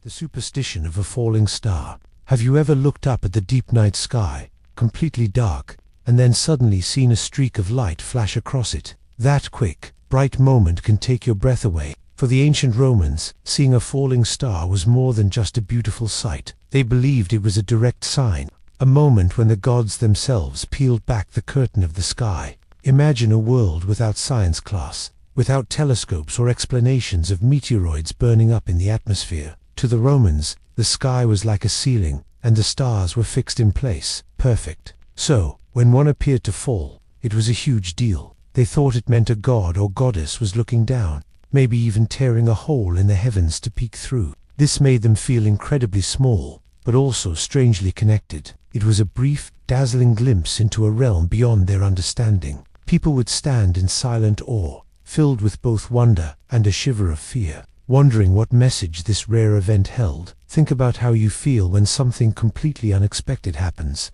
something that breaks your everyday routine, like when you're just walking along, deep in thought, and a sudden, huge gust of wind makes every tree around you sway wildly. For a second, your normal world feels thin, and the raw power of nature breaks through. You might feel a jolt, a sudden sense of being part of something much bigger. For the Romans, a falling star was like that feeling, but magnified by their belief in powerful, watchful gods. It wasn't just a rock, it was a whisper from the divine. This ancient idea reminds us that humans, throughout history, have always searched for meaning in the grand, mysterious things they can't quite understand. It's about how we feel so small under a vast, dark sky, but also deeply linked to something immense and unknown. That quiet wonder, that feeling of awe, still touches us today when we see those quick streaks of light. It's a gentle reminder of how much we yearn to understand the universe, and how much of it remains a beautiful, shimmering mystery. If you forgot something and went back home, have you ever walked out the door, ready for your day, only to realize you forgot your phone or your homework? That sinking feeling when you have to turn around and break your momentum. It can feel off, somehow.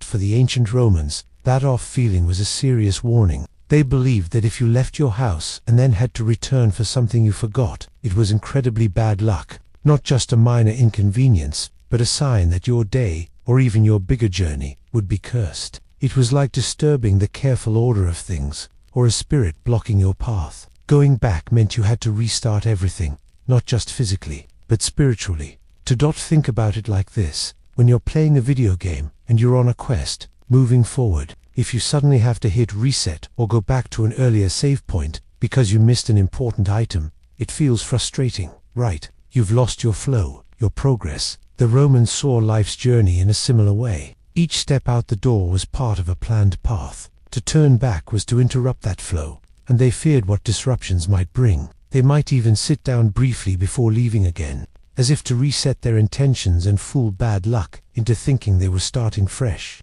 It showed a deep respect for the subtle energies they felt guided their lives. It makes you wonder, doesn't it? This isn't just about a forgotten scroll or a missing coin. It's about how much we, even today, value a clear path, moving forward without interruption. Maybe deep down, it's a tiny echo of that ancient human desire for control, for a smooth journey through life. And when things don't go as planned, it can still make us pause and think, just for a moment. It's a quiet reminder that even small moments can hold big meaning. Birds flying into your house. A bad omen. Have you ever been startled by something completely out of place? Like a sudden loud noise when everything was quiet, or a shadow moving quickly in the corner of your eye. Imagine, for a moment, being in ancient Roman. You're at home, feeling safe, maybe reading or eating. Then, a bird, perhaps a small sparrow or a pigeon, suddenly flutters in through an open window or door. It crashes around, wings beating against the walls, trapped and frantic. What would you feel? For the Romans, this wasn't just a messy nuisance. Oh no, this was a moment that could make your heart sink, a chill run down your spine. They believed birds were special. They soared high in the sky, closer to the gods than humans could ever be. Because of this, birds were seen as messengers, carrying whispers from the heavens, or warnings. So, if one of these celestial messengers crashed into your home, your most private and safe space, it was never good. It meant trouble was coming. Big trouble. Think about it like this. Your phone buzzes with a notification. Most times, it's just a friend texting, or a game update. But sometimes, it's an urgent alert. Something unexpected and serious that grabs your full attention, making you stop everything. For the Romans, a bird flying into their house was like the most alarming alert possible. A direct and scary message from fate itself, often hinting at illness, loss, or even death in the family. It was a terrifying sign that the protective walls of your home had been breached, not just by a bird, but by a whisper of tragedy from the wider world. It shows us something deep about people, even today. When something strange or unexpected happens, especially something we can't control, we often look for meaning. We try to understand it, to connect it to something bigger. The Romans did this with birds. They wanted to prepare, to brace themselves. It wasn't just about a bird. It was about the human need to make sense of a world that often feels random and unpredictable, and to feel a little less alone in facing its mysteries. The mystery of the Roman curse tablets. What if you could whisper your deepest, darkest frustrations to the universe, hoping for a kind of justice? Imagine feeling utterly wronged, with no one to turn to, and a burning desire for fairness. The ancient Romans understood this feeling all too well. Here's the thing. Sometimes, when people felt helpless or betrayed, they turned to what we now call curse tablets. These weren't just angry notes. People would carefully write down their grievances and their wishes for harm upon others, usually on thin sheets of lead. They'd engrave names, crimes, and pleas to gods or spirits to bring misfortune to the person who had wronged them. Then, they would fold these small, thin tablets and hide them away, maybe in a grave, or a deep well, or buried in a temple. It was a way of sending a secret, powerful message, hoping for a supernatural intervention. Think about it like this. Have you ever had someone take credit for your hard work, or spread a rumor about you, and you felt that hot, uncomfortable ache of injustice? You might wish, just for a moment, that something inconvenient would happen to them, like forgetting their homework, or tripping over their own feet. You wouldn't actually do anything, but that powerful feeling of wanting things to be fair, wanting them to face consequences, is so real. That's the raw emotion behind these Roman curse tablets, only taken to a much deeper, more desperate level. These tiny, forgotten pieces of metal reveal a hidden part of human history. They tell us that even thousands of years ago, people struggled with unfairness, jealousy, and the desperate need for things to be put right. It's a quiet echo from the past, reminding us that some human feelings are truly timeless. We still search for ways to cope with them, even when it's just a silent, whispered hope for a world that feels a little more just. How Romans protected their homes. Have you ever thought about what makes a home truly safe? Beyond strong doors and windows, what gives you that deep feeling of peace when you step inside? For the ancient Romans, protecting their homes was about much more than just physical barriers. They believed that unseen forces, both good and bad, constantly moved around them. So, they created a whole world of superstitions and rituals to keep their living spaces sacred and secure. They put their faith in small household gods, called Lares and Pinates. These weren't powerful gods like Jupiter or Mars. They were gentler spirits, protectors of the home's hearth and pantry. Romans would offer them little bits of food or small prayers right there in their homes. It was like having invisible guardians watching over your family, making sure no harm could creep in. Think of it like a quiet conversation you might have with yourself when you're hoping for something good. A soft plea for things to stay okay. And they did other things too. People might place symbols near the front door, like a phallus, a symbol of fertility and good luck to ward off evil, or hang special charms. Sometimes they'd scatter salt, believing it purified the space and kept away ill wishes. It was a way of creating a spiritual shield around their most private world. It's a bit like how we might have a special blanket or a lucky charm that makes us feel safe when we're little. We know it's just a thing, but it brings a quiet comfort, a gentle reassurance against the big, unknown world. Their practices show us something important about being human. We all want our homes to be places of tender hope and fragile peace. We want to protect the people and things we love from anything that might bring sadness or chaos. Even if we don't believe in Lares, that deep, quiet need for security, for a place where you can truly rest, is something we all understand. It's the silent prayer for things to be good, for our world to stay safe and whole. Why Romans didn't like to be counted. Have you ever had something really special? Something you loved so much you almost didn't want to talk about it too loudly, just in case you might jinx it, like a perfect day or a winning streak for your favorite sports team. That quiet feeling of not wanting to draw attention to something good, because maybe, just maybe, it could all change. The ancient Romans knew that feeling well, but for them, it was much deeper and touched almost every part of life. They often felt uneasy about counting things, especially people. For them, it wasn't just about putting a number on something. It was like drawing a clear line around it, making it stand out, almost daring fate to notice. They believed that if you counted your blessings too carefully, or boasted about exactly how many soldiers you had, or precisely how many citizens lived in your booming city, you might attract unwanted attention from the gods. Maybe the gods would get jealous of your good fortune, or they would see that definite number and decide to reduce it. It felt like tempting fate, almost like putting a target on something precious, making it vulnerable to the unknown powers that watched over their world. Once something was counted, it suddenly had a clear boundary, a definite beginning and, perhaps, an end. Think about it like this. If you have a secret wish that means everything to you, do you tell everyone, or do you keep it quietly to yourself, hoping it will come true without too much fuss? Because once you say it out loud, once you make it too real and solid, it suddenly feels fragile, exposed. Romans felt that deep-seated vulnerability about their families, their communities, even their whole empire. Counting them felt like making them finite, giving them a defined limit in a world of endless possibilities and hidden dangers. It shows us how they truly saw the world, a place where unseen forces were always at play, where boasting could bring unexpected trouble, and where a quiet humility felt like the safest path. There was a profound, quiet wisdom in their hesitation, a deep understanding that life is fragile, and some things are better left unmeasured, simply appreciated, resting safely in the hands of a mysterious fate. It was their way of trying to protect what they held dear, in a world that often felt so uncontrollable.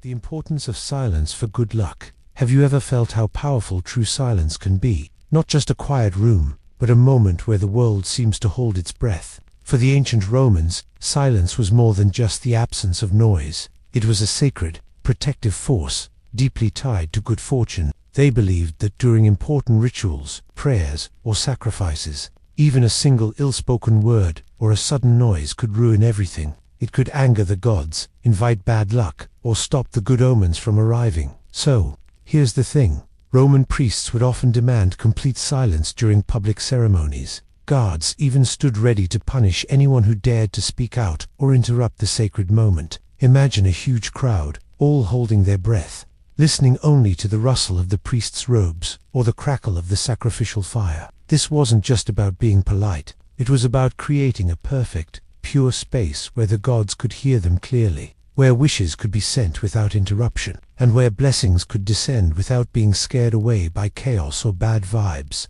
The very air had to be still, a clean slate for good things to unfold. Think about it this way. When you're trying to focus on something really important, like a big test, or practicing a complicated piece of music, don't you seek out quiet? That quiet helps you concentrate. It lets your mind work without distraction. For the Romans, this same idea stretched into their spiritual world. Silence was like a clear, open path for good energy, a way to make sure nothing blocked their connection to the divine.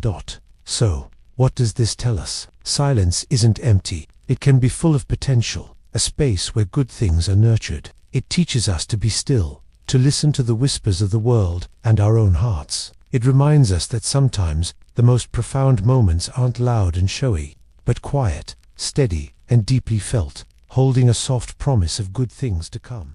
Superstitions that still stick around today. Have you ever caught yourself doing something, a small gesture, almost without thinking, just because it feels right, or because someone once told you it brought good luck? It's a strange feeling, isn't it? Like a tiny, ancient habit living inside you. And here's the thing.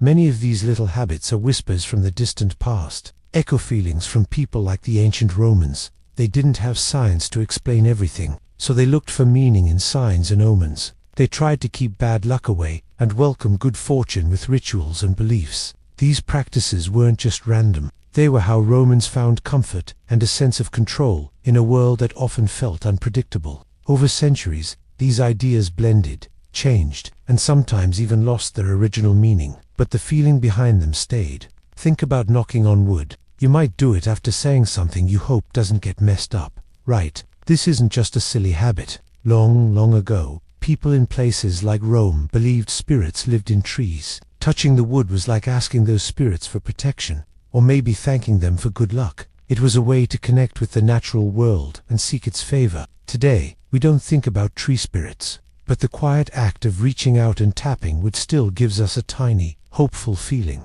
And that's why it matters. These superstitions, even the ones we barely notice, show us something deep about being human. They remind us that people, across thousands of years, have always looked for ways to feel safe, to find comfort, and to connect with something bigger than themselves. They are quiet reminders that we carry a little piece of history and a little piece of ancient human hope with us every single day.